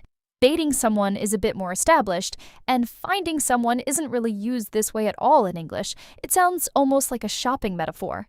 Which, to be fair, might accidentally be a little funny on an actual date, but probably not in the way you intended. Definitely not the confident, smooth impression you were going for. All right, let's do round 4, and this one's about compliments, because compliments are a whole minefield on their own. You have very beautiful eyes. I like your eyes very much. Oh, thank you. That's really sweet. Okay, wait, that one actually worked pretty well, right? It did. That's actually a great example of a mistake-free moment. Simple, direct, sincere. This is a good contrast to show that not everything needs correcting. Sometimes simple and grammatically basic is exactly right. Which is honestly a relief to hear, because I think a lot of learners assume every sentence needs to be complex or impressive to sound good. Completely the opposite, actually. In romantic or casual contexts specifically, simple, sincere language usually outperforms complex, elaborate language every single time. Good to know. All right, round 5, and let's raise the stakes a little. So, what are you looking for? Like, are you looking for something serious or just casual? I want the marriage quickly, and children also quickly. Okay, that's not even really a grammar mistake, that's more of an intensity mistake. Right, the marriage with the definite article is a small error. We'd just say marriage, no the. But the bigger issue is the directness and speed of that answer. In a lot of cultures, that level of directness this early would be completely normal, even expected. But in a lot of English-speaking dating contexts, especially in early conversations, that intensity can feel like a lot very fast. So it's not wrong information, it's more of a pacing and cultural calibration issue, which honestly isn't really about English grammar at all. It's about conversational norms layered on top of the language. Right, and this is such an important, underrated point for learners. Sometimes the mistake in a real conversation isn't linguistic at all. It's about matching the emotional pace of the exchange, and that's a much harder, much subtler skill to build. A softer version might be something like, I'd love to eventually settle down and have a family, but I'm not in a rush. Same underlying meaning, completely different pacing and tone. Much smoother landing. All right, round 6. Let's do a humor attempt because jokes are one of the hardest things to pull off in a second language. Do you know what is funny? I am afraid of chickens. Since I was a small child, a chicken chased me and now I have big fear. Wait, that's actually really funny. Tell me more. Okay, that one landed better than I expected, honestly. It really did, and there's a lesson buried in there. Small grammar slips, since I was small child instead of since I was a small child, missing the article a, barely register at all when the content itself is genuinely engaging or funny. So the actual content, the story, the vulnerability, the humor matters so much more than grammatical perfection in a lot of real conversation, especially emotionally engaging conversation like storytelling or humor. Which circles back to something we've said in previous videos, confidence and content carry conversations. Grammar accuracy is honestly a smaller factor than most learners assume, especially once you're past a basic communication threshold. Let's do one more round before we get to the sweeter ending, because I want to cover a mistake type we haven't touched yet, mixing up idioms mid-sentence. So what do you like to do for fun outside of work? I like to kill 2 stones with 1 bird. For example, I go running and I listen podcasts at the same time. Okay, kill 2 stones with 1 bird is a genuinely impressive attempt, but the actual idiom is kill 2 birds with 1 stone. Right, the elements got flipped. Birds and stones swap places entirely. This happens a lot with idioms specifically because you're memorizing an unusual, non-literal phrase, and the individual pieces are easy to mix up under pressure. And there was a second small slip too. Listen podcast instead of listen to a podcast. Listen needs that preposition to before the object, whereas a verb like watch doesn't. Watch a movie, no preposition needed. Which is honestly one of those small preposition rules that just has to be memorized verb by verb. There's no clean universal pattern behind it. True, but again, in the actual flow of a date, an idiom mix-up like that is far more likely to get a laugh than any real judgment. It's charming, if anything. Genuinely, I think if someone said kill 2 stones with 1 bird to me on a real date, I'd find it endearing, not embarrassing. Exactly, which is a good reminder that a lot of what learners fear as embarrassing mistakes actually read as charming or funny to native speakers, not as failures. All right, let's do one more before the ending, and let's make this one about handling an actual disagreement or awkward moment, because that's realistic too. Not every date goes smoothly. Actually, I have to be honest, I don't think this is really working for me. Oh, okay, I understand. Thank you for your honest. I respect very much. Thank you for your honest should be thank you for your honesty. Honest is the adjective, honesty is the noun, and after your, you need the noun form. Right, that's a really common word form mistake. Using an adjective or a noun is grammatically required. And I respect very much, the natural order would be I really respect that, or I respect that a lot. Small structural mistakes, but here's what I actually want to highlight about this round specifically. The emotional response itself was excellent.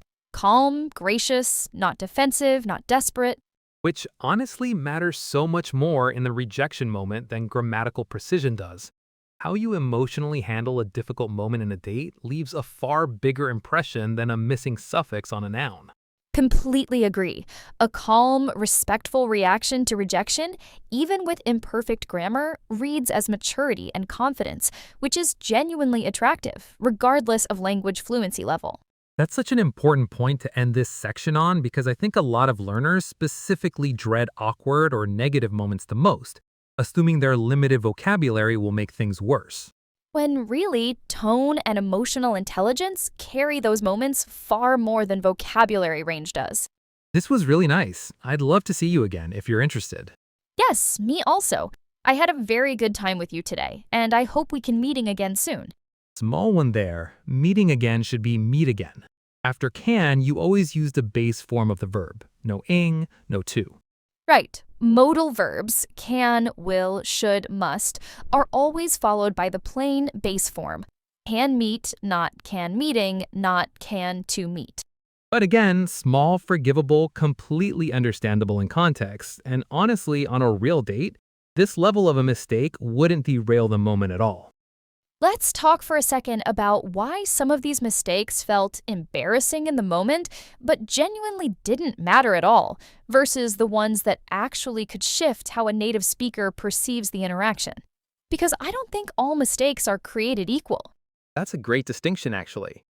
Grammar mistakes, verb tense slips, missing articles, wrong prepositions, these almost never change how a native speaker feels about you. They register briefly and then get completely forgotten. Whereas mismatches in tone, intensity, or pacing, like the marriage example earlier, tend to stick around a little longer in someone's impression. Not because they're wrong, but because they shift the emotional read of the whole interaction. Which is honestly a really freeing thing to realize. You can relax enormously about grammar accuracy, specifically, and instead put your energy into matching tone, warmth, and pacing, which matters so much more in a dating context. It kind of reframes the entire anxiety around speaking a second language on a date. The fear is usually, I'll say something grammatically wrong and it'll ruin everything, when the real risk, if there is one, is almost never about grammar at all. Which I think is true of most real-life English use outside of formal writing or academic contexts. Grammar mistakes are noise. Tone mismatches are signal. Which I think is a great note to end the roleplay section on. Let's step back now and talk about the bigger patterns we saw across all 6 rounds. So, pattern 1. Overly formal language in casual romantic contexts tends to backfire more than small grammar mistakes do. Warmth beats precision here. Pattern 2, verb tense errors, especially around duration, since versus for, present perfect versus simple present, are extremely common and rarely cause real confusion. They just create tiny half-second hiccups. Pattern 3, specific verb choice matters a lot in emotionally loaded topics. Seeing, dating, and finding are not interchangeable, even though a learner's native language might treat them as one single concept. Pattern 4, simple, sincere language often outperforms complex language, especially for compliments and emotional moments. Pattern 5, pacing and intensity matter just as much as grammar. Matching the emotional speed of a conversation is a real skill, separate entirely from vocabulary or grammar knowledge. And pattern 6, genuine content, stories, humor, vulnerability, consistently outweighs small grammar imperfections in how a conversation actually feels to the other person. Which honestly, if you zoom out, is true of dating in any language, not just English as a second language. Connection matters more than perfect delivery. That's such a good way to put it. So, if you're learning English and you're nervous about dating in it specifically, the real takeaway here isn't study more grammar before you try. It's the mistakes are genuinely fine, mostly forgivable, and mostly invisible compared to how much confidence, warmth, and authentic content actually shape the interaction. Let us know in the comments if you've ever had an English dating story. Good, bad, or hilariously awkward. We want to hear the real ones. And if you enjoyed this format, let us know, because we've got ideas for more role-play-based videos. Job interviews in English, ordering at a restaurant, arguing with customer service, all with the same real mistakes, real breakdown approach. If this helped you feel a little less nervous about real conversation, Hey everyone, welcome back to the channel. hi guys, so happy to have you here with us again today. Okay, today's topic is a little heavier than usual, but I think it's genuinely one of the most important videos we've made. Why most English learners fail and what the ones who actually succeed do differently. And I want to say up front, fail doesn't mean stupid or untalented or incapable. It's almost never about ability. Right. In years of teaching and talking to learners, the difference between people who plateau for a decade and people who become genuinely fluent almost never comes down to intelligence or even natural talent for languages. It comes down to psychology, mostly, and a handful of specific learnable behaviors. Welcome back, everyone. I'm Emma. And I'm David. And let's start with the uncomfortable part first, because I think it matters to name it honestly. Go ahead. Most people who fail to learn English aren't failing because of grammar. They're failing because of shame, avoidance, and a handful of very human psychological traps that nobody warns them about. Let's break down the traps one at a time, starting with the biggest one we see constantly, perfectionism. Perfectionism is honestly the #1 language killer we encounter. Someone wants to speak, has the vocabulary, has studied for years, but refuses to actually open their mouth until they feel ready. And here's the psychological trap hidden inside that. Ready never actually arrives. There's no finish line where suddenly you feel fully prepared to speak without fear. So people wait and study more grammar and watch more videos, and the waiting itself becomes a form of avoidance, dressed up as diligence. It feels productive. You're still learning, so it doesn't feel like failure in the moment, but months or years pass and actual spoken fluency never develops because speaking practice keeps getting postponed indefinitely. Whereas the learners who actually become fluent almost universally describe an early period of embarrassing, clumsy, imperfect speaking that they push through anyway. Which brings us to the first real difference between people who fail and people who succeed. Successful learners treat mistakes as data, not as identity. Meaning, when a struggling learner makes a mistake, the internal story is often something like, I'm bad at this, or I'll never get this right, which is a statement about identity, about who they are. Whereas a successful learner makes the exact same mistake and the internal story is closer to, oh, that's a pattern I haven't fully learned yet, which is a statement about information, not identity. That single shift in internal narrative changes everything, because identity-based shame makes you want to avoid the activity entirely, while information-based curiosity makes you want to engage with it more. It's such a subtle difference on paper, but it completely determines whether someone quits after a rough conversation or comes back for more. There's a really specific version of this we see constantly too. The learner who's technically capable of holding a conversation, has been for a while honestly, but avoids situations where they might be corrected because being corrected feels like being exposed as a fraud. Right, and that's connected to something psychologists sometimes call imposter syndrome. This persistent feeling that your actual competence is somehow fake, or that you're one mistake away from everyone realizing you don't really know the language. Which creates this strange self-defeating pattern where the more capable someone becomes, the more anxious they get about being found out, rather than feeling increasingly confident as their skill genuinely grows. Successful learners tend to break this cycle specifically by exposing themselves to correction voluntarily and often. treating a correction not as an exposure of a flaw, but as free, valuable information handed to them by someone else. Almost like reframing a corrector as a collaborator helping you improve, rather than a judge delivering a verdict on your worth as a speaker. Let's talk about the second major trap, comparison. Specifically comparing your current speaking ability to other people's, or worse, to native speakers. This one's brutal, especially with social media now. You watch someone who's been learning for 2 years sounding incredibly fluent, and you compare that to your own first month of stumbling through basic sentences. And the comparison feels informative, like useful feedback, but it's actually almost entirely useless because you're comparing your beginning to someone else's middle or their curated highlight reel, not their actual struggling process. Successful learners, from what we've seen, tend to compare themselves only to their own past self. Am I better than I was a month ago? Not, am I as good as this other person? Which sounds like a small mindset tweak, but it removes an enormous unnecessary source of discouragement that causes a lot of people to quit early, often right around the point where real progress is actually starting to happen. There's also an interesting phenomenon connected to this, sometimes called the plateau illusion. Progress in language learning genuinely isn't linear. There are periods of rapid, visible improvement, followed by long stretches where nothing seems to be changing at all, even though a lot is actually developing underneath the surface. Right, a lot of listening comprehension and internal pattern recognition builds up quietly during those plateau periods. And then, suddenly, seemingly out of nowhere, there's a noticeable jump in fluency, almost like the progress had been accumulating invisibly the whole time. Learners who compare themselves against a smooth, steadily rising expectation tend to panic during these plateau periods, assuming something's gone wrong when actually a plateau is a completely normal, expected part of the process. Successful learners tend to know this pattern exists ahead of time, so a plateau doesn't trigger panic or quitting. It's just recognized as, okay, this is one of those stretches. I'll keep showing up and trust the process. Let's talk about trap number 4, and this one's a bit sneakier, motivation dependency.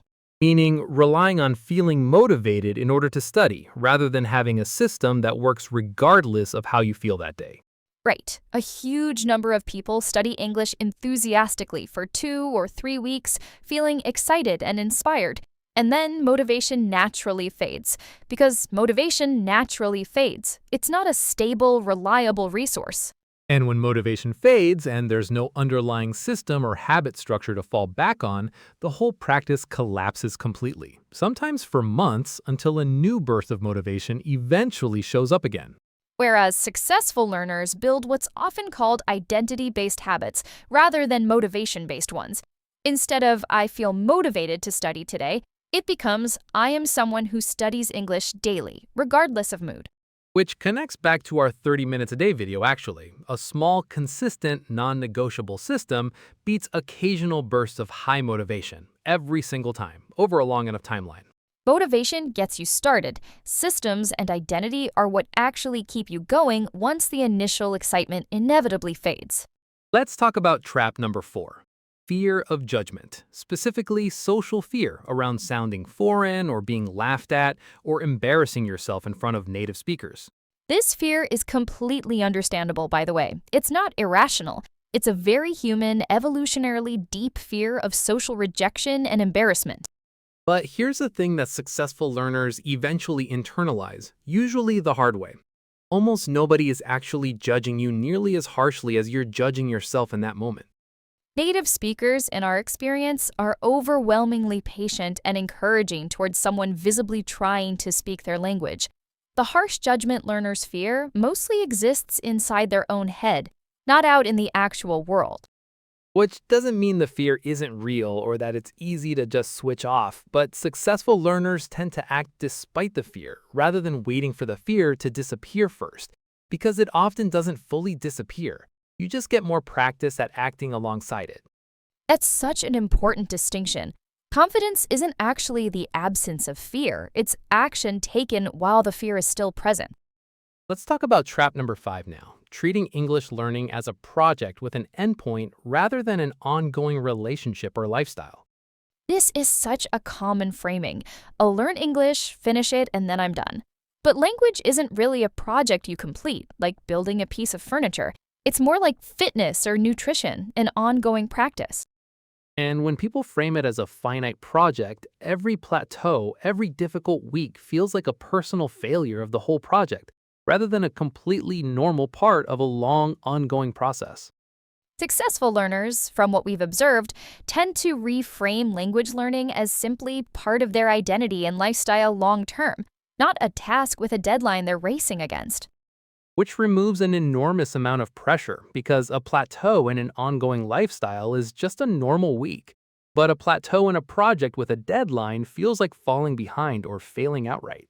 There's actually a related psychological concept worth mentioning here, something researchers sometimes call the arrival fallacy, the belief that reaching a specific goal will produce a lasting, stable feeling of satisfaction or completion. Right, and with language learning specifically, there's no true arrival point where you suddenly feel fully done, fully fluent, with nothing left to improve.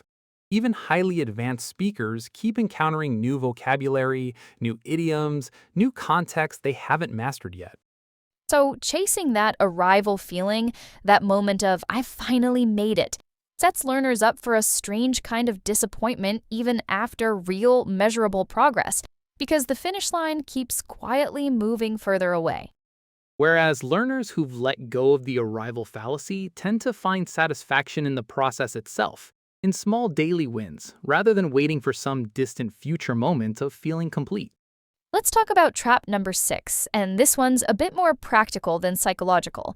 Inconsistent input difficulty, which we've actually touched on before, but it deserves attention here specifically because of how it interacts with motivation and shame.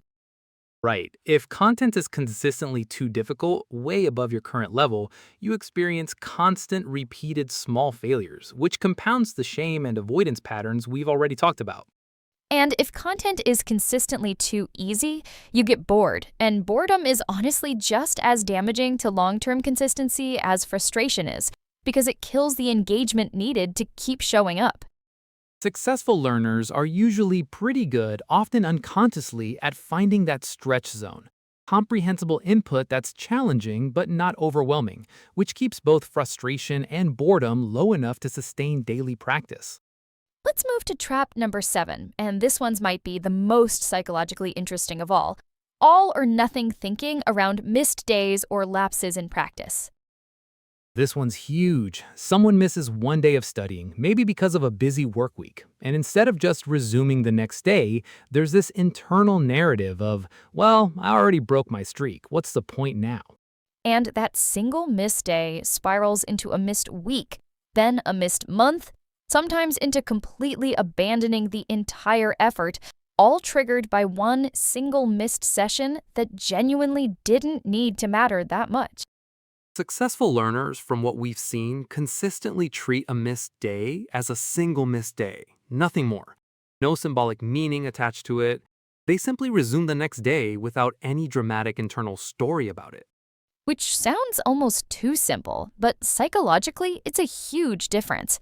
One missed day is just noise, statistically irrelevant over a year of practice. It's only the meaning we attach to it that turns it into a real problem. Let's talk now about what winners specifically do, pulling all of this together into some concrete, practical patterns beyond just the mindset shifts we've covered. First, successful learners externalize their practice, meaning they make it visible and somewhat social, rather than keeping it entirely private and internal. This could be posting short videos of themselves speaking, joining a language exchange group, or simply telling friends about their goal, which creates a small layer of accountability that pure private study doesn't provide. Second, successful learners tend to attach emotional meaning to the language itself, not just to the abstract goal of being fluent someday. They connect with music, shows, communities, or people that genuinely interest them personally. Which transforms the language from a chore into a doorway toward things they actually care about. And that emotional connection sustains motivation far longer than an abstract, distant goal ever could. Third, and this connects to a few points we've already made, successful learners track effort and consistency, not just outcomes or test scores. Meaning the daily win isn't, did I become noticeably more fluent today? Which is basically unmeasurable day to day. It's, did I show up and do my practice today? Which is completely within their control every single day. Fourth, successful learners actively seek out discomfort in a structured, intentional way rather than avoiding it, specifically around speaking practice. Meaning they deliberately put themselves in slightly uncomfortable speaking situations regularly. Language exchanges, ordering food in English, joining a conversation group, rather than waiting for comfort to arrive naturally before attempting it. Fifth, and I think this is honestly underrated, successful learners give themselves genuine permission to be a beginner for a long time, without treating that beginner phase as embarrassing or shameful. Which circles all the way back to where we started this video. Shame is really the core enemy running underneath almost every single trap we've described today. Perfectionism, comparison, fear of judgment, all or nothing thinking, they're all fundamentally different expressions of shame around not yet being fluent. And the learners who succeed have generally found some way to separate their sense of self-worth from their current level of English ability, which sounds abstract, but practically just means they can make a mistake, laugh it off, and keep going, without it feeling like a wound to their identity. There's a sixth practical pattern worth adding here too, something we've noticed consistently. Successful learners tend to practice a specific kind of self-talk after a rough conversation or a bad study session, something closer to how you'd talk to a good friend rather than how a lot of people default to talking to themselves. Meaning, if a friend told you they mixed up a verb tense on a date or froze up mid-sentence in a work meeting, you'd almost certainly respond with something reassuring. That happens to everyone. You'll get it next time, not harsh criticism. But so many learners talk to themselves internally with exactly that harsh criticism. I'm so stupid, I'll never get this, after the exact same kind of minor mistake. And that harsh internal voice is genuinely corrosive to long-term consistency. Researchers sometimes call this self-compassion, and it's not the same thing as lowering your standards or making excuses.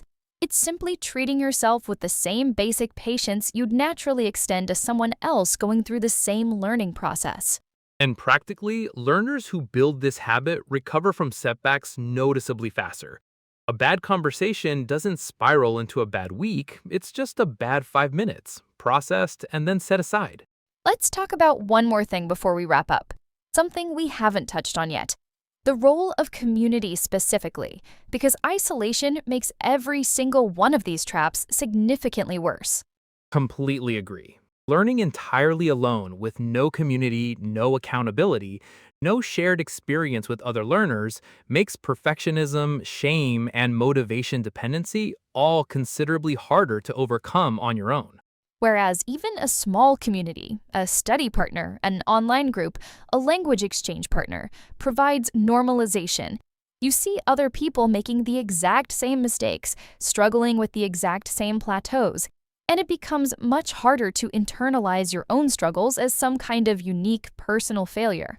Which is honestly part of why we make these videos at all, to build a bit of that community and normalization directly through the channel itself. Let's address one more myth before we close, because it comes up constantly in our comments.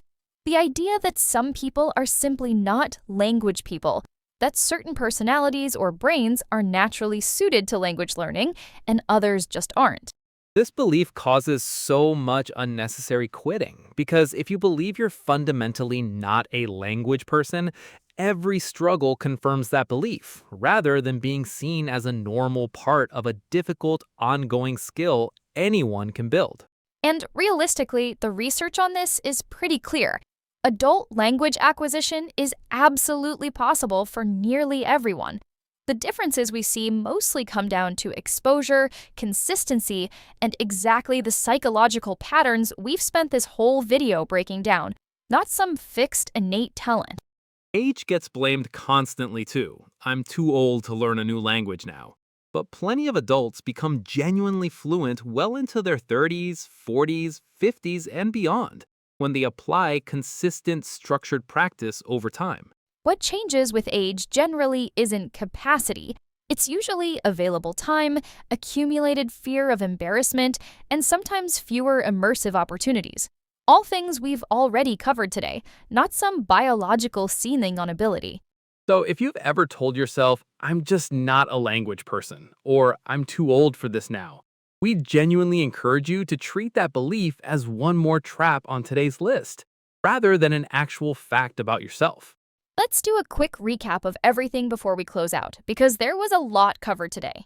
The traps: perfectionism disguised as diligence, harmful comparison to others, motivation dependency instead of systems, fear of judgment, treating learning as a finite project, inconsistent input difficulty, and all or nothing thinking around missed days.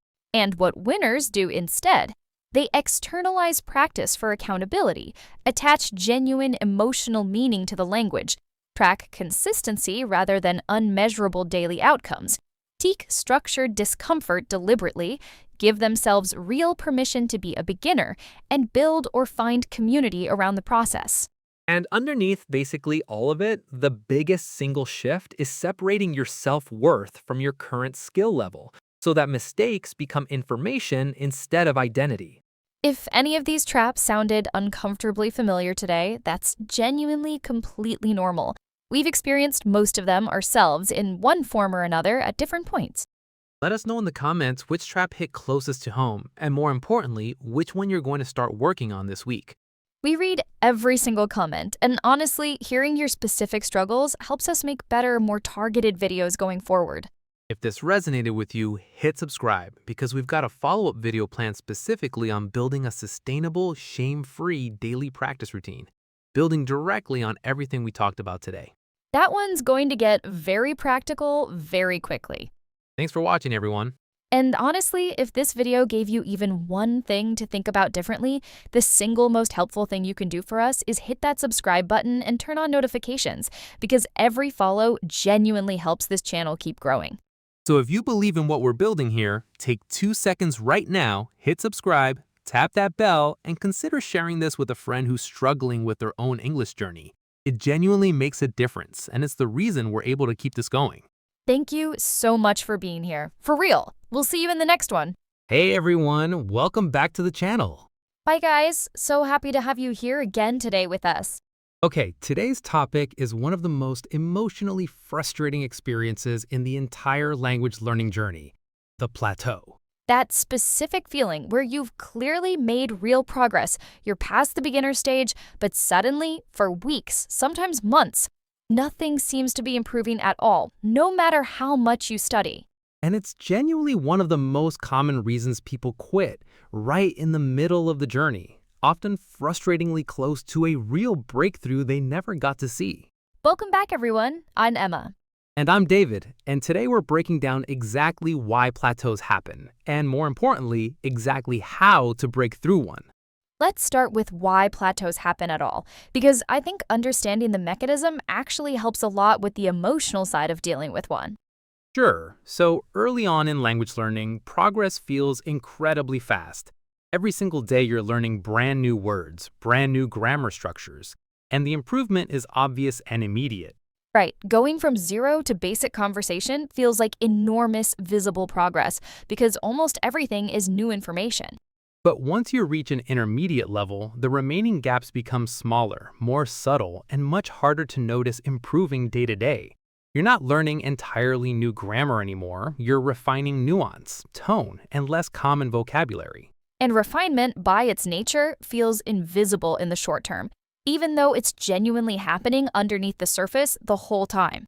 So the plateau isn't actually a sign that learning has stopped, it's usually a sign that the type of learning has shifted, from big, obvious leaps to small, quiet, harder to notice improvements. Which is such an important reframe, because emotionally, a plateau feels like failure, like something's broken, when biologically and cognitively, it's actually a completely normal, expected stage of the process. Let's talk about the specific psychological experience of being on a plateau, because I think naming it clearly helps a lot of people feel less alone in it. The most common feeling is this frustrating mix of I'm working just as hard as before, but nothing seems to be changing, which creates real doubt about whether the effort is even worth continuing. And that doubt is dangerous because it's exactly the point where a lot of people quit, right as the underlying groundwork for the next breakthrough is quietly being built. There's actually a concept from complex systems and learning science that applies really well here, sometimes called the iceberg effect of skill development. Visible progress sits above the surface, but a huge amount of underlying neural and pattern recognition development happens invisibly below it first. Meaning the breakthrough that eventually happened didn't come out of nowhere. It was built during the plateau, through all that invisible underlying development, even though it didn't feel like progress in the moment. So the plateau isn't wasted time, it's actually the necessary groundwork phase, even though it emotionally feels like the opposite. Let's get into the specific causes of plateaus now, because there isn't just one single reason. There are usually several overlapping factors. Cause number one, and probably the most common, comfortable repetition. You've built a routine that got you from beginner to intermediate, and you keep doing that exact same routine even though it's no longer challenging enough to produce new growth. This happens constantly. The same level of podcast, the same type of vocabulary app deck, the same conversation topics with the same practice partner, all of which were genuinely useful early on but have become too comfortable to keep producing improvement. Right, your brain adapts to a consistent level of challenge fairly quickly. And once material stops being in that stretch zone we've talked about before, growth naturally slows down significantly. Cause number two, narrow input variety.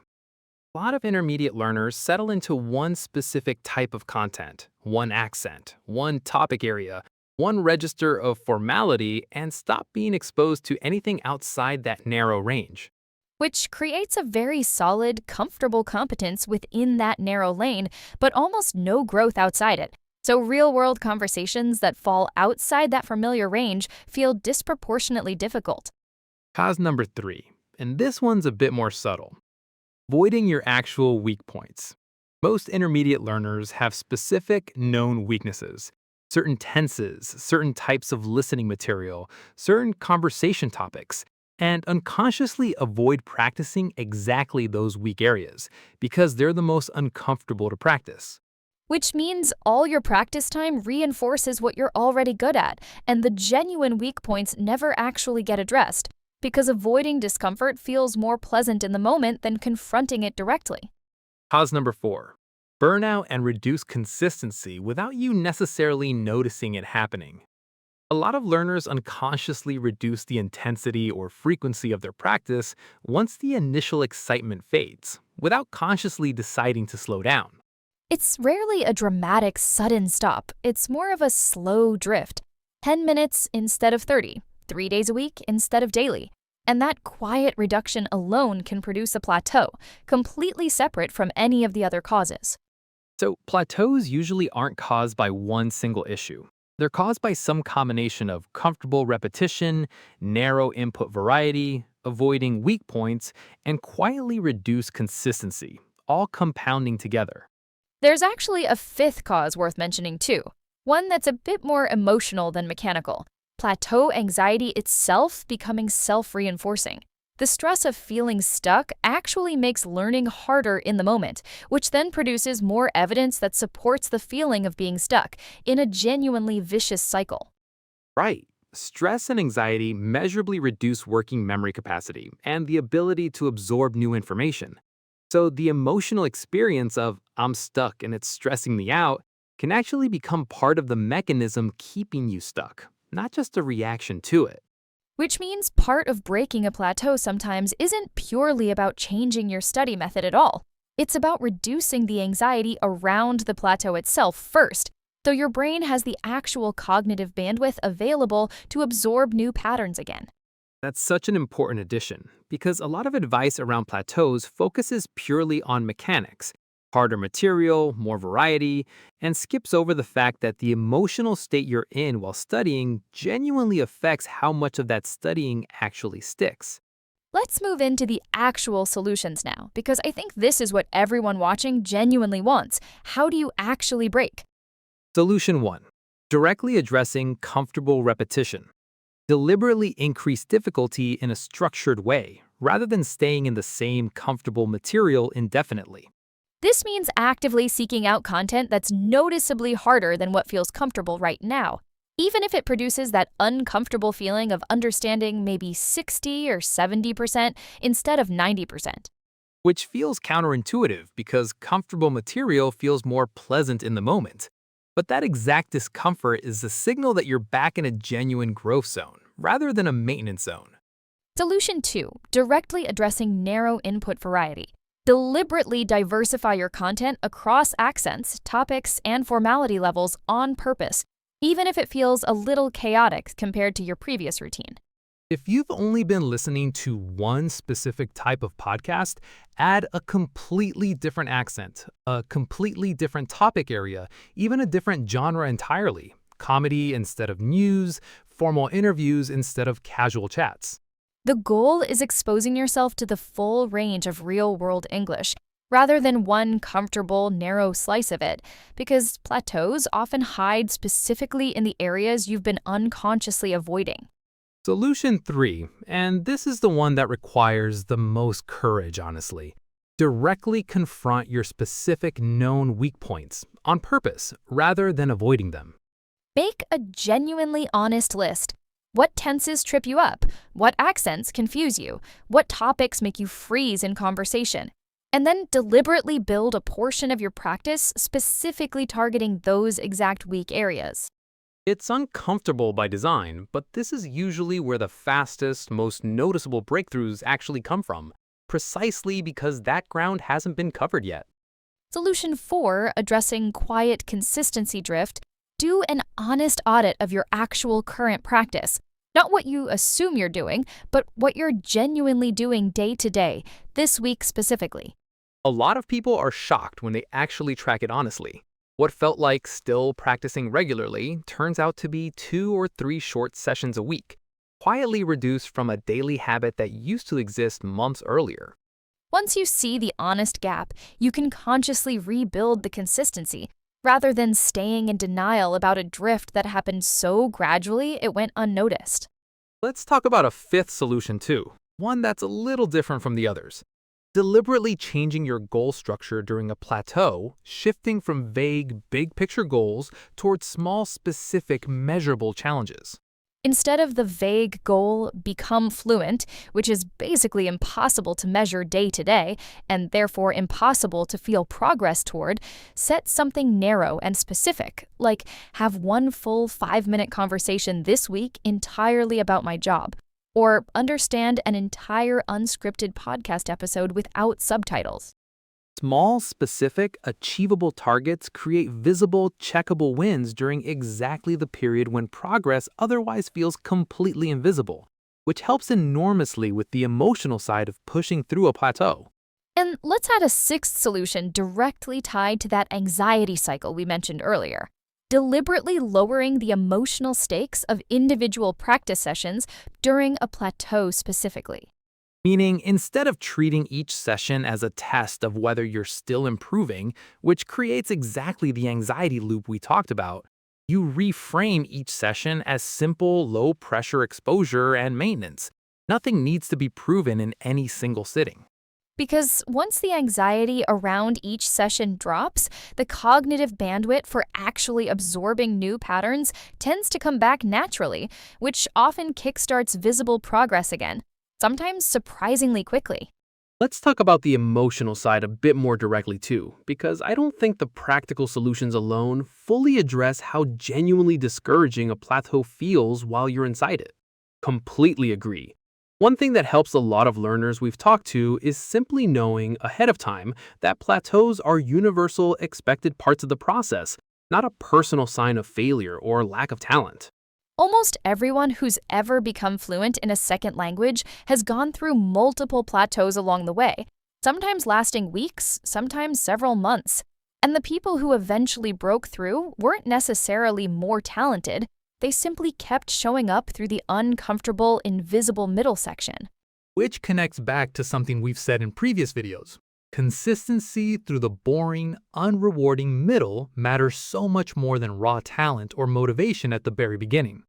I actually remember a stretch like this really clearly from my own experience learning a second language years ago. There was a period of almost 3 months where I genuinely felt like I was going backward, not just stuck. What did that actually feel like day to day? Conversations that used to feel manageable suddenly felt exhausting again. I remember specifically thinking I'd somehow lost ground I'd already gained, which felt so much worse than simply not improving. And what actually happened after that 3-month stretch? Almost overnight, within about 2 weeks, things clicked in a way that felt sudden, but looking back, obviously wasn't actually sudden at all. It was clearly the result of everything I'd been quietly absorbing during those 3 frustrating months. That lines up so well with everything we've described today, the iceberg effect. Invisible groundwork happening below the surface the whole time, even though it genuinely felt like regression in the moment. Which is exactly why I think it's worth sharing honestly, because in that moment, I had no way of knowing a breakthrough was actually close. It just felt like failure. And a lot of people quit exactly there, right before that quiet groundwork pays off. Let's talk about tracking specifically, because I think this is one of the most practical tools for surviving a plateau emotionally, not just fixing it mechanically. Keep an old recording of yourself speaking, an old piece of writing from 2 or 3 months earlier, and periodically compare it honestly to where you are now, rather than comparing today to yesterday, which shows almost nothing. Because month-to-month comparison usually reveals real, measurable progress even during a plateau. Progress that's simply too gradual to notice on a day-to-day timescale. That comparison alone often provides enough proof of real progress to keep going through the discouraging middle section, rather than quitting right before a breakthrough that was already quietly building underneath the surface. Let's do a quick recap of the whole framework before we wrap up, because there's a lot to hold on to here. Plateaus happen because of comfortable repetition, narrow input variety, avoiding known weak points, and quietly reduced consistency, usually some combination of all 4 working together. And you break through by deliberately increasing difficulty, diversifying your input, confronting your specific weak points directly, honestly auditing your actual consistency, and shifting towards small, specific, measurable goals during the plateau itself. And underneath all of that, the biggest emotional shift is understanding that a plateau isn't evidence that something's wrong. It's usually evidence that invisible groundwork is being laid for the next breakthrough. If you're in a plateau right now, genuinely, that discomfort you're feeling is normal, and it doesn't mean you should quit. It usually means you're closer to a breakthrough than it feels like from the inside. Let us know in the comments if you're currently stuck on a plateau and which one of today's solutions you're going to try first this week. We read every comment, and honestly, knowing how many of you are going through this exact same frustration helps us keep making videos that actually address what people are struggling with in real life. And honestly, if this video gave you even one thing to think about differently, the single most helpful thing you can do for us is hit that subscribe button and turn on notifications, because every follow genuinely helps this channel keep growing. The more of you who support us by subscribing, liking, and sharing this with someone who's stuck on their own plateau right now, the more resources we have to keep making deeper, more thoughtful videos like this one, instead of shallow, recycled tips you've already heard 100 times. So if you believe in what we're building here, take 2 seconds right now, hit subscribe, tap that bell, and consider sharing this with a friend who's struggling with their own English journey. It genuinely makes a difference, and it's the reason we're able to keep this going. Thank you so much for being here, for real. We'll see you in the next one. Hey everyone, welcome back to the channel. Hi guys, so happy to have you here with us again today. Okay, so today's video is a little different, and honestly, a bit more personal than usual. It is. I've actually been putting off telling this story for a while, mostly because it still feels a little vulnerable to talk about. Which is exactly why I think it's worth sharing. Welcome back everyone, I'm David. And I'm Emma, and today I want to talk about one specific mindset shift that genuinely changed everything for me with language learning. Not English exactly, but the second language I learned as an adult, which honestly gives me a lot of empathy for the struggles our viewers describe. Right, people sometimes forget that Emma's been on the other side of this exact struggle too. learning a language as an adult, not just teaching one. Completely. And for a long time, I was stuck in a really specific, really damaging pattern that I didn't even fully recognize until it had already cost me years of slower progress than necessary. Before we get into the pattern itself, can you set the scene a little? Why were you learning that language in the first place? What was the actual motivation? I'd moved to a new country for a relationship and genuinely wanted to be able to connect with my partner's family, join real conversations at dinner, not just smile and nod along while everyone spoke around me. That's such a strong, emotionally meaningful motivation. Honestly, stronger than a lot of the more abstract reasons people often start learning a language for. It really was strong. And that's actually part of what makes the story a bit painful in hindsight, because I had every reason to want to speak quickly, real relationships depending on it, and I still let fear override that motivation for 2 entire years. Take me back to the beginning of that. What did your actual speaking ability look like day to day? So, for the first couple of years, I was what I'd now call a silent perfectionist. I studied constantly, grammar books, vocabulary apps, grammar exercises, genuinely a lot of effort, but I almost never spoke out loud to anyone in real conversation. Why not if you were putting in that much study time? Because in my head, there was this belief that speaking before you're ready would somehow damage your progress permanently, like you'd accidentally teach yourself bad habits that would stick forever if you spoke imperfectly too early. That's such a common belief, actually. We hear some version of that constantly in our comments. It felt completely logical to me at the time. I thought, if I just study enough grammar, enough vocabulary, eventually I'll reach some invisible threshold of readiness, and then I'll start speaking, confidently, correctly from that point onward. And how long did you actually wait using that logic? Almost 2 full years, 2 years of daily study, genuinely serious effort, and almost zero actual spoken conversation practice because I was always waiting for that feeling of readiness that, looking back now, was never actually going to arrive on its own. What did your actual speaking ability look like after those 2 years of study without much speaking practice? This is the part that's honestly a little embarrassing to admit. My grammar knowledge was genuinely advanced at that point, probably better than a lot of people who'd been speaking fluently for years. But the first time I tried to have a real, unscripted conversation, I froze up almost completely. What did that freezing up actually feel like? My mind would go completely blank, even though I technically knew the words and grammar needed.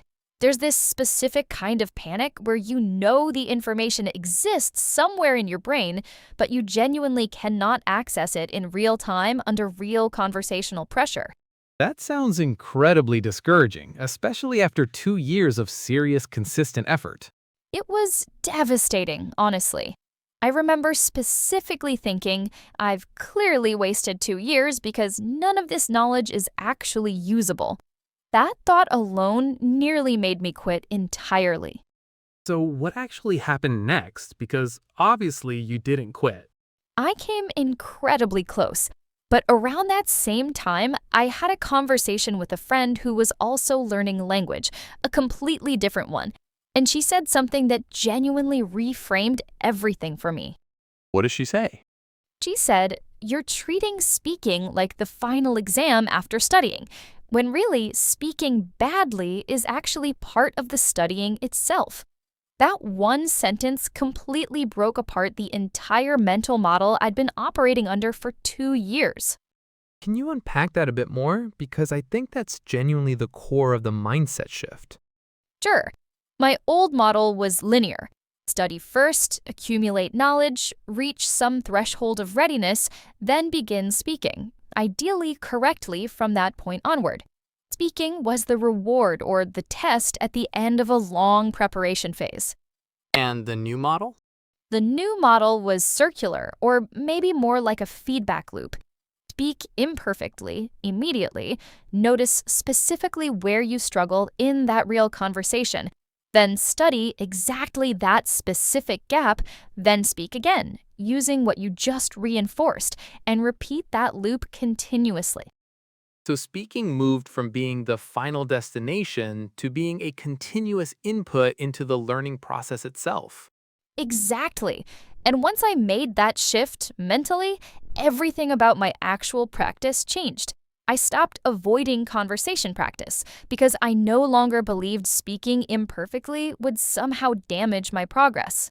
What was the very first thing you actually did differently, practically, after that mindset shift happened? I found a language exchange partner within about a week, which felt terrifying at the time. And I had, without exaggeration, one of the most awkward, halting conversations of my entire life. What made it so difficult specifically? I froze constantly, mixed up basic tenses I actually knew perfectly well on paper, and there were multiple long, uncomfortable silences where I just couldn't find the words at all, even simple ones. How did you feel afterwards, emotionally, right after that first conversation? Honestly, simultaneously humiliated and strangely energized. Humiliated because it felt like proof of everything I'd feared about speaking too early, but energized because for the first time in 2 years, I had real, specific, concrete information about exactly what I needed to work on. Which is such an interesting contrast to the 2 years of pure study beforehand. Completely different kind of information. 2 years of grammar study told me abstract rules. One uncomfortable, imperfect conversation told me exactly, specifically, precisely where my real gaps actually were under real conversational pressure. So, what did you actually do with that specific information from the first conversation? I made a small, targeted list that same evening, the specific tenses I froze on, the specific vocabulary gaps that came up. And I spent my next study session directly addressing those exact identified gaps instead of following some generic, unrelated study plan. And then you had another conversation. 3 days later, yes, and it was still difficult, still uncomfortable in places, but noticeably, measurably less difficult than the first one, specifically around the exact gaps I'd just addressed. That's such a tight, fast feedback loop compared to what you were doing for the previous 2 years. Genuinely night and day, within about 6 weeks of consistently repeating that speak, identify, study, speak again loop, I made more noticeable, usable progress than I had during the entire previous 2 years of pure study. That's a genuinely striking comparison. 2 years versus 6 weeks. It's honestly a little painful to say out loud because those 2 years weren't wasted exactly. The grammar knowledge was real and useful, but it was sitting there completely inert, unusable, until I actually started forcing myself to access it under real conversational pressure. Did anyone around you notice the change during those 6 weeks? Family, friends, the language exchange partner herself? My language exchange partner definitely did. Around week 4 or 5, she actually said something like, "You're responding so much faster now. It's a completely different conversation than a month ago."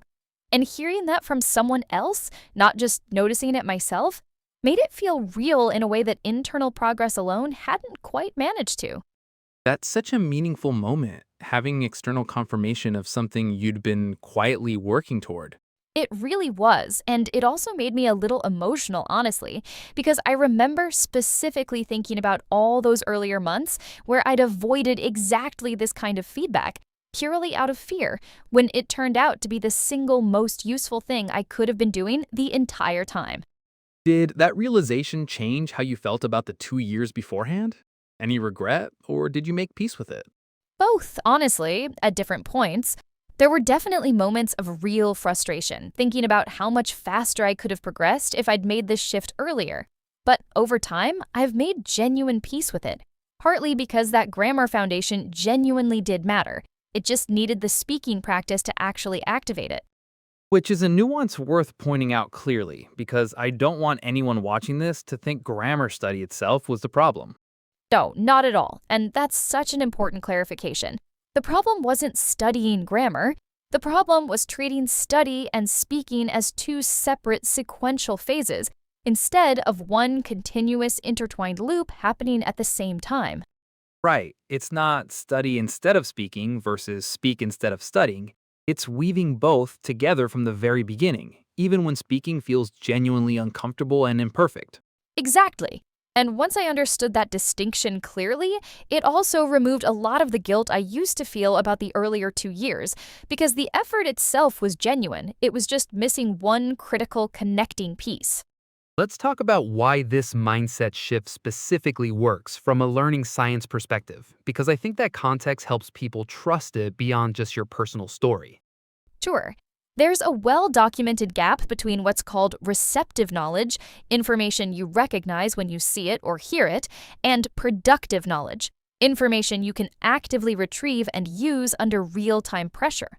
And pure study, reading, grammar exercises, vocabulary apps mostly builds receptive knowledge without necessarily building productive access to that same knowledge. Right. Whereas actual speaking practice, specifically the uncomfortable, real-time pressure of live conversation, is really the only thing that directly trains productive retrieval, that ability to pull information out under pressure rather than just recognizing it passively. Which explains exactly why your grammar knowledge, genuinely advanced on paper, was almost completely inaccessible the first time you actually needed to use it in real time. Exactly. I'd built an enormous library of receptive knowledge, but almost no trained pathway for productive real-time retrieval, because I'd been avoiding exactly the practice that builds that specific pathway. So if someone watching this recognizes themselves in your old pattern, waiting for readiness, studying constantly, avoiding real conversation, what would you actually tell them to do, specifically, starting today? Genuinely find any low-stakes way to speak even briefly this week. A language exchange app, a tutor, even just recording yourself talking out loud about your day for 2 minutes. And treat the discomfort you feel as useful information, not as evidence you're doing something wrong. And then specifically use that discomfort, the exact places you froze or struggled, as your next study targets, rather than following some generic, unrelated study plan. Exactly. Close that loop. Speak, notice specifically where it hurt, study exactly that gap, speak again. Repeat that continuously, rather than treating speaking as a distant reward waiting at the end of a long preparation phase. That's such a powerful reframe. And honestly, I think a lot of our viewers are living in exactly that 2-year version of the story right now without realizing there's a faster path available. Which is really the whole reason I wanted to share this today. Even though it still feels a little vulnerable admitting how long I personally stayed stuck in that pattern before finally breaking out of it. I think that vulnerability is honestly what makes this story land so well, because it shows that even people who eventually become fluent, even people who teach this stuff professionally now, went through exactly this same struggle at some point. Completely. Nobody skips the uncomfortable part. The difference is just how long you let yourself stay stuck avoiding it before finally leaning into it. Let us know in the comments if you recognize yourself in Emma's old 2-year pattern and if today's the day you're finally going to have that first uncomfortable conversation. We genuinely want to hear about it, good, bad, or hilariously awkward, because that discomfort really is the exact sign that real progress is starting to happen. And honestly, if this story resonated with you even a little, the single most helpful thing you can do for us is hit that subscribe button and turn on notifications, because every follow genuinely helps this channel keep growing. The more of you who support us by subscribing, liking, and sharing this with someone who's stuck exactly where I was stuck for those 2 years, the more resources we have to keep making honest, personal videos like this one, instead of shallow, recycled tips you've already heard 100 times. So if you believe in what we're building here, take 2 seconds right now, hit subscribe, tap that bell, and consider sharing this with a friend who needs to hear it. It genuinely makes a difference, and it's the reason we're able to keep this going. Thank you so much for being here. For real. We'll see you in the next. Hey everyone, welcome back to the channel. Hi guys, so happy to have you here with us again today. Okay, today we're doing a myth-busting episode. And honestly, I think this might be one of the most genuinely freeing videos we've made. It really is, because so many learners are held back not by lack of effort, but by believing things about language learning that simply aren't true. And those false beliefs quietly sabotage progress for years. Welcome back everyone, I'm David. And I'm Emma, and let's start debunking. Myth number 1, and probably the most common one we hear: you need to move to an English-speaking country to actually become fluent. This one genuinely holds so many people back because it frames fluency as something that requires a massive, often impossible life change, rather than something achievable right where you already are. And it's simply not true. Immersion definitely helps. Nobody's denying that. But with modern technology, you can create a genuinely immersive environment anywhere. Native podcasts, native shows, online conversation partners, entire communities of native speakers, all accessible from anywhere with an internet connection. Plenty of genuinely fluent speakers have never lived in an English-speaking country at all. What actually matters is consistent, high-quality exposure and practice, not geography specifically. I actually know several people who've never set foot in an English-speaking country and speak more fluently, more naturally, than some people who lived abroad for years but didn't engage seriously with the language while they were there. Right. Physical location alone doesn't guarantee immersion. Someone can live in London for 5 years and mostly speak their native language with the community from home, while someone in a completely different country builds a genuinely immersive daily routine on purpose. So the actual variable that matters is engagement quality, not geography. Moving abroad can help create that engagement more easily, but it's not the only path, and it's definitely not a requirement. Myth number 3, and this one causes a lot of unnecessary anxiety. You must think entirely in English to be truly fluent. This one sounds intuitive, almost inspirational even, but it's not really how fluency actually develops, or even how a lot of genuinely fluent bilingual people describe their own internal experience. Thinking in English develops gradually and naturally as exposure increases. It's not a switch you deliberately flip or a discipline you force yourself into as some kind of prerequisite for fluency. And plenty of highly fluent speakers still translate internally sometimes, especially for complex or unfamiliar topics, without that meaning they're somehow less fluent or doing something wrong. Myth number 4. Watching movies or shows with subtitles doesn't actually help you learn. It's just a lazy shortcut. This one gets repeated constantly, usually by people insisting you need to force yourself to watch without any subtitles at all to make real progress. But subtitles, especially English subtitles specifically, rather than subtitles in your native language, can actually reinforce listening comprehension significantly, connecting the sounds you're hearing directly to the written words on screen. The real distinction that actually matters is native language subtitles versus target language subtitles, not subtitles versus no subtitles at all. English subtitles while watching English content is a genuinely legitimate, effective learning method. Myth number 5. You need a large vocabulary before you can start actually speaking in real conversations. This is such a common trap, and it connects directly to a video we made recently about a mindset shift specifically around this exact belief. Right, and the truth is, a surprisingly small number of words covers the vast majority of everyday conversation.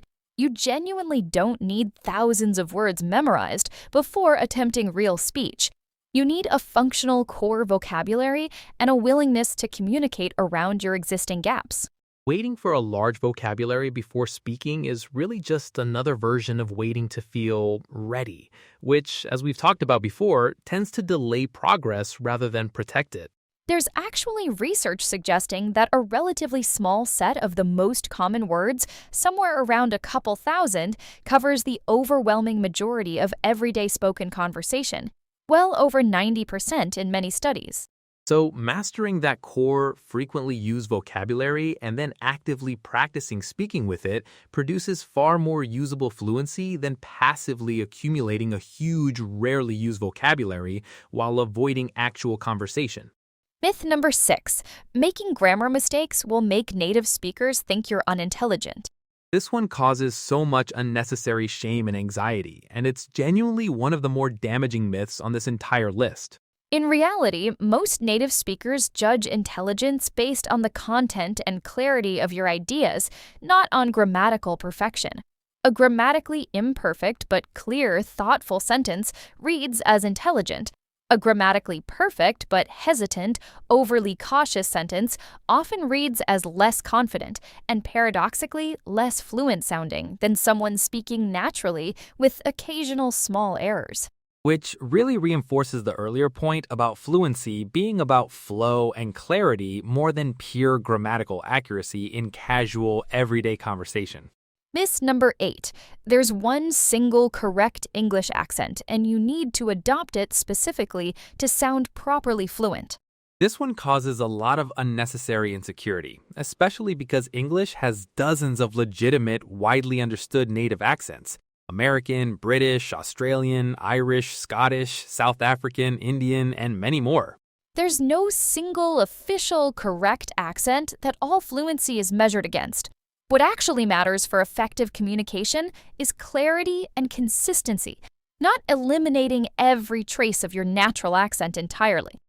In fact, having a noticeable accent while speaking clearly and confidently is completely normal, even among genuinely fluent, highly successful English speakers around the world.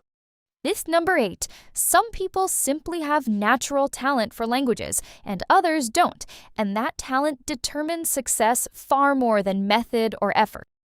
This myth is particularly damaging because it frames struggle as evidence of a fixed, unchangeable trait, rather than as a completely normal part of a learnable skill anyone can build with the right approach. The research on this is honestly pretty clear.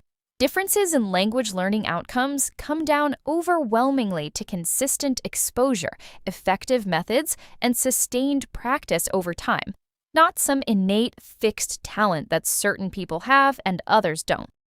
People who seem naturally talented are almost always people who've had more exposure, more practice, or a more effective method, not some special biological gift for language specifically. There's actually a term for this misperception, sometimes called expert blindness, where the visible result, someone speaking fluently, hides all the invisible hours, exposure, and specific methods that actually produced that result. So when someone says they're just naturally gifted, they're usually looking at the final outcome without seeing any of the process that built it, which makes talent seem like the explanation when consistent, effective effort was actually doing almost all of the work. Myth number 9, and let's end on this one because it causes so much unnecessary panic. Once you stop actively studying, you'll rapidly forget everything you've learned. This fear keeps a lot of people trapped in burnout, forcing themselves through exhausting, unsustainable study schedules out of fear that any break will erase their progress entirely. In reality, once language skills reach a reasonably solid level, they tend to be fairly durable, even through breaks. Some noticeable restiness can happen after a long pause, sure, but it typically returns quickly with minimal review, rather than requiring you to relearn everything completely from scratch. Which is honestly reassuring for anyone who's taken a break from studying and felt guilty or anxious about it. A short review period after a break is completely normal and nowhere near as costly as the fear of it tends to suggest. Let's do a quick recap of everything we covered today, because there's a lot to unlearn here. You don't need to move abroad. Adult learners aren't at an overall disadvantage. Thinking in English develops naturally over time. Subtitles in the target language genuinely help. You don't need a huge vocabulary before speaking. Grammar mistakes don't signal low intelligence. There's no single correct accent. Talent matters far less than consistent method. Memorizing every grammar rule isn't required for correct speech, and breaks won't erase your progress.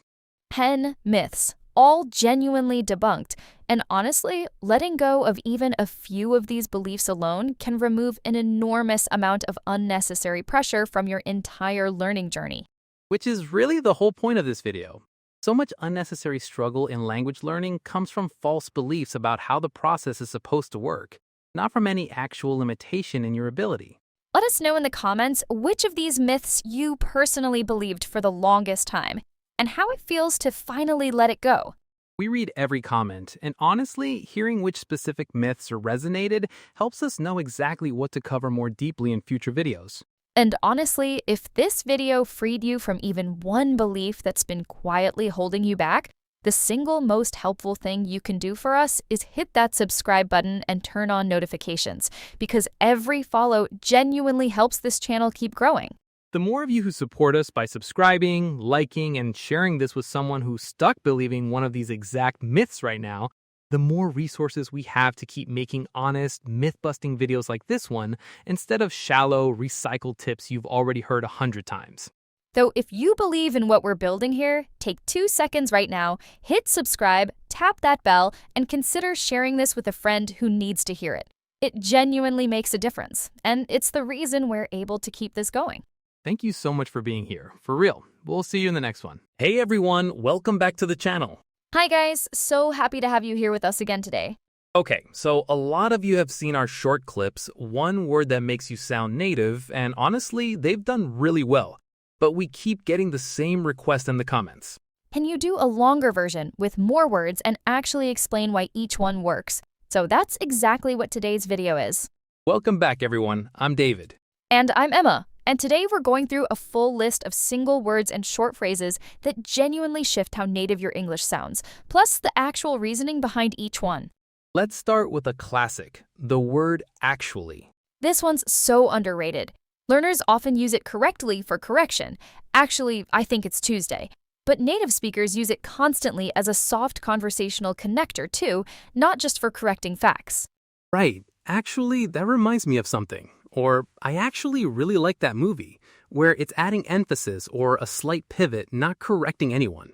Sprinkling actually naturally into casual sentences, even when nothing's being corrected, instantly makes speech sound more fluid and native. Next one, though, used at the end of a sentence. This is such a specific native pattern. I don't really like coffee. I'll try it though. Putting though at the very end instead of starting with however or but is extremely common in casual native speech.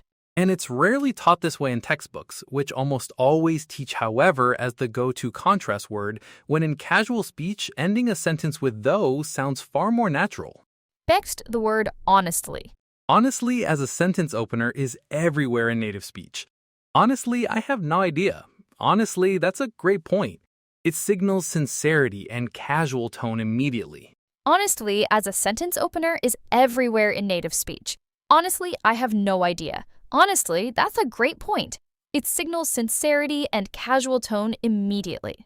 Next word, literally, though this one comes with a small warning. Right, literally gets used constantly in casual native speech, often not literally at all. I literally can't even. I was literally dying laughing. It's become an intensifier more than its actual dictionary meaning. Using it this way instantly signals casual, native-level fluency, but it's worth knowing it's very informal, so it fits friends and casual settings, not formal or professional contexts. Next, the word basically. This is a great simplifying word. Basically, what happened was, it signals you're about to summarize or simplify something, and it's used constantly in natural explanations. Learners sometimes jump straight into a complex explanation without any signal first, and adding basically at the start makes the whole explanation feel more organized and natural to a native listener. Next word, kind of, or its contracted form, kinda. This is a hedging word, softening a statement without fully committing to it. I kind of liked it. I'm kinda tired. It shows nuance and casual uncertainty in a very native way. Learners sometimes speak in absolutes, I liked it or I didn't like it, when native speakers constantly hedge with kind of, sort of, a little, to add nuance to opinions. Next, the phrase I mean. I mean is a fantastic native filler and clarifier. I mean, it's not perfect, but it works. It signals you're about to explain, clarify, or slightly soften what you just said. It's used so often in casual native speech that its complete absence can actually make speech sound slightly stiff or overly formal by comparison. Next word, totally. Totally as an enthusiastic agreement word. Totally agree. That's totally fine. It's warmer and more casual than simply saying yes or I agree. And it works as a standalone response too.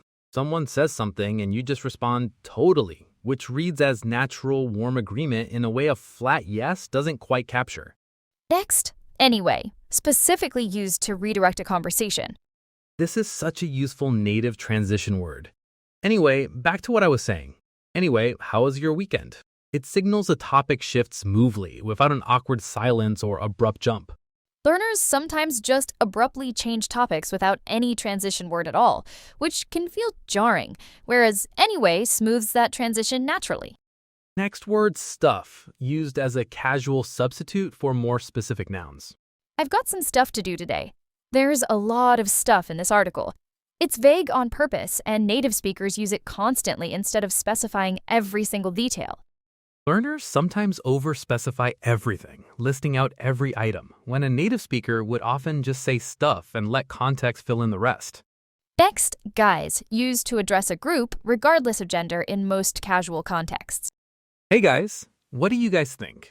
It's become a fairly gender-neutral, casual group address in a lot of English-speaking contexts, and it's extremely common in everyday conversation. Some learners stick to more formal group addresses like everyone or people, which aren't wrong, but guys specifically signals a very casual, friendly register. Next word, right, used at the end of a statement to check agreement. It's at 8, right? You're coming tomorrow, right? This tag usage checks understanding or agreement quickly, and it's used constantly in casual native speech. It's similar to a tag question, but much shorter and more flexible, and using it naturally makes speech sound noticeably more fluent. Next, well, used as a sentence starter, especially before a slightly hesitant or complicated answer. Well, it's complicated. Well, I guess so. This small pause word signals thoughtfulness or slight hesitation before continuing, and it's one of the most common native speech openers there is. Learners sometimes answer immediately and directly without this small buffer word, which isn't wrong, but adding well before a nuanced answer makes the response feel more natural and considered. Next, pretty, used as an intensifier, not related to appearance at all. It's pretty good. That's pretty interesting. This use of pretty confuses a lot of learners initially because it has nothing to do with beauty here. It just means fairly or quite. And it's used constantly this way in casual speech, so recognizing and using this meaning specifically makes a huge difference in sounding native. Next, yeah, used with variations in tone to mean much more than simple agreement. A drawn-out yeah can signal hesitation or doubt. A quick, flat yeah signals casual agreement. An enthusiastic yeah signals excitement. The word barely changes, but the tone carries an enormous amount of meaning. Some learners stick to a single, flat yes for every context, when native speakers rely heavily on yeah with varied tone to communicate a much wider emotional range. Next, sure, used as a casual, flexible response. Sure, sounds good. Want some? Sure. It works as agreement, acceptance, or casual confirmation, and it's often more natural sounding than a full, yes, that would be great. It's short, easy, and extremely common, and using it appropriately in casual exchanges signals real conversational fluency. Next, obviously, used with a specific conversational tone. Obviously, I'm going to help you. It signals confidence and closeness, often used between friends to emphasize something that feels self-evident to the speaker. It's worth using carefully, though, because overused, it can sound slightly dismissive or sarcastic. So tone and context really matter with this particular word. Next word, apparently, used to signal secondhand information. Apparently, it's supposed to rain tomorrow. Apparently, she already left. It signals you heard something from somewhere else without fully committing to whether it's true, and it's used constantly in casual storytelling.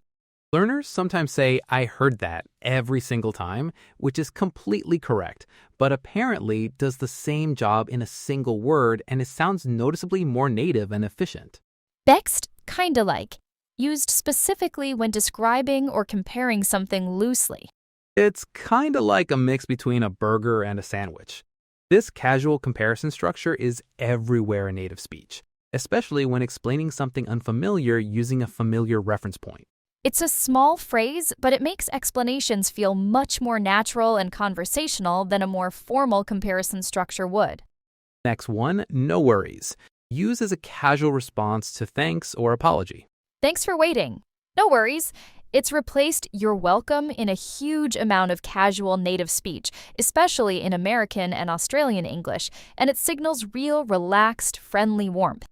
Learners often default to the more textbook "you're welcome," which is completely fine. But "no worries" specifically signals casual comfort between the speakers. Next, for sure, used as an enthusiastic form of agreement. Want to grab lunch later? For sure. It's warmer and more casual than a simple yes, similar to totally, and it's extremely common as a short standalone response. And last one to add to our expanded list, I guess, used to signal a slightly reluctant or uncertain agreement. I guess that makes sense. I guess we could try that. It's softer than a full yes and signals mild hesitation or reconsideration in a very natural, native way. Learners sometimes commit fully to yes or no when they're genuinely uncertain, when I guess captures that in-between feeling much more naturally. Last one for today, anyways, the slightly more casual, informal version of anyway. Some grammar purists dislike it, but it's genuinely common in casual native speech, especially in American English, as a relaxed way to redirect or wrap up a topic. Anyways, that's basically the whole story. It signals an easy, informal close to a topic or tangent. Let's add 3 more before we wrap up the list, because we've had so many requests for these specific ones. First, fair enough. You didn't want to go. Fair enough. It signals a genuine acceptance of someone's reasoning, even if you don't fully agree with it yourself. And it's used constantly to close out a small disagreement gracefully. Learners sometimes either argue further or just say okay, when fair enough specifically communicates respectful acceptance in a very natural, native way. Next one, my bad. Oh, my bad, I totally forgot. It's a short, casual way to take responsibility for a small mistake. Much more relaxed than a full I apologize or even sorry about that. It's specifically for small, low-stakes mistakes among friends or casual acquaintances, and using it appropriately signals real comfort with casual native register.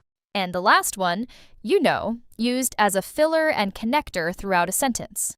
It's just, a lot to take in. It doesn't add new information exactly, but it signals a shared understanding between speaker and listener, and it appears constantly in relaxed, natural conversation. Native speakers use it almost as a rhythmic pause, giving themselves a beat to organize their next thought, and sprinkling it in naturally without overusing it adds a real conversational texture. So that's our expanded list, 23 words and short phrases altogether, each one doing real conversational work beyond its dictionary definition. Let's talk for a second about why these specific words matter so much, beyond just sounding impressive, because I think the underlying pattern is genuinely useful to understand. Almost every single word on this list is what's sometimes called a discourse marker, a small word that manages the flow, tone, and structure of conversation, rather than adding new factual content. Textbooks focus heavily on content words, nouns, verbs, adjectives, because they carry clear, teachable meaning, but discourse markers are what actually make speech sound natural and connected, rather than like a series of separate, disconnected, correct sentences. Which is honestly why someone can have a huge, technically correct vocabulary and still sound slightly foreign, because they're missing these small, connective words that native speakers use almost unconsciously to link ideas together smoothly. There's actually a really practical way to notice this pattern yourself without needing to memorize a giant list all at once. Next time you watch a native interview or podcast, try picking just one of these words, actually, or honestly, or I mean, and count how many times it shows up in a 5-minute stretch. It's genuinely surprising how frequently these small words appear once you start actively listening for them. A single 5-minute native conversation might use I mean, and actually a combined dozen times or more, completely unconsciously. And once you notice that frequency, it becomes a lot easier to understand why their absence feels so noticeable in a learner's speech, even when every individual sentence is grammatically flawless. There's also a really natural, low-pressure way to start incorporating these words yourself, rather than trying to force all 20 into your speech at once, which would honestly sound a bit unnatural and overdone. Right. We'd actually recommend picking just 2 or 3 from today's list, the ones that felt most natural or useful to you personally, and deliberately using those specific ones in your next few conversations, before gradually adding more over time. Trying to consciously use all 20 at once would probably sound forced and unnatural anyway, almost like checking off a list rather than speaking naturally.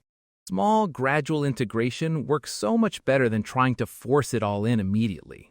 So the real takeaway here isn't just memorizing this specific list, it's noticing this whole category of words exists and paying close attention to them specifically when you're listening to native content. Exactly. Once you start noticing discourse markers, you'll hear them constantly in every native conversation, podcast, or show. And picking even a few of them up naturally makes a noticeable difference in how fluent you sound. Let us know in the comments which of today's words you're going to start using this week, and if there's a specific word or phrase you've noticed natives use that we didn't cover today.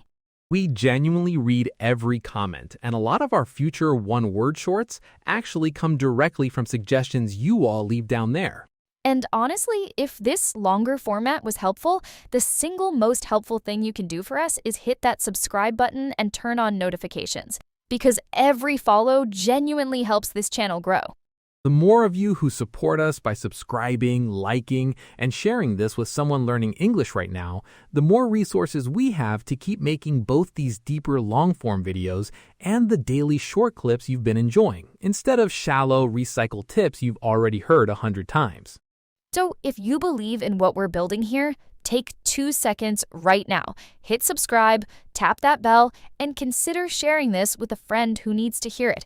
It genuinely makes a difference, and it's the reason we're able to keep this going. Thank you so much for being here, for real. We'll see you in the next one.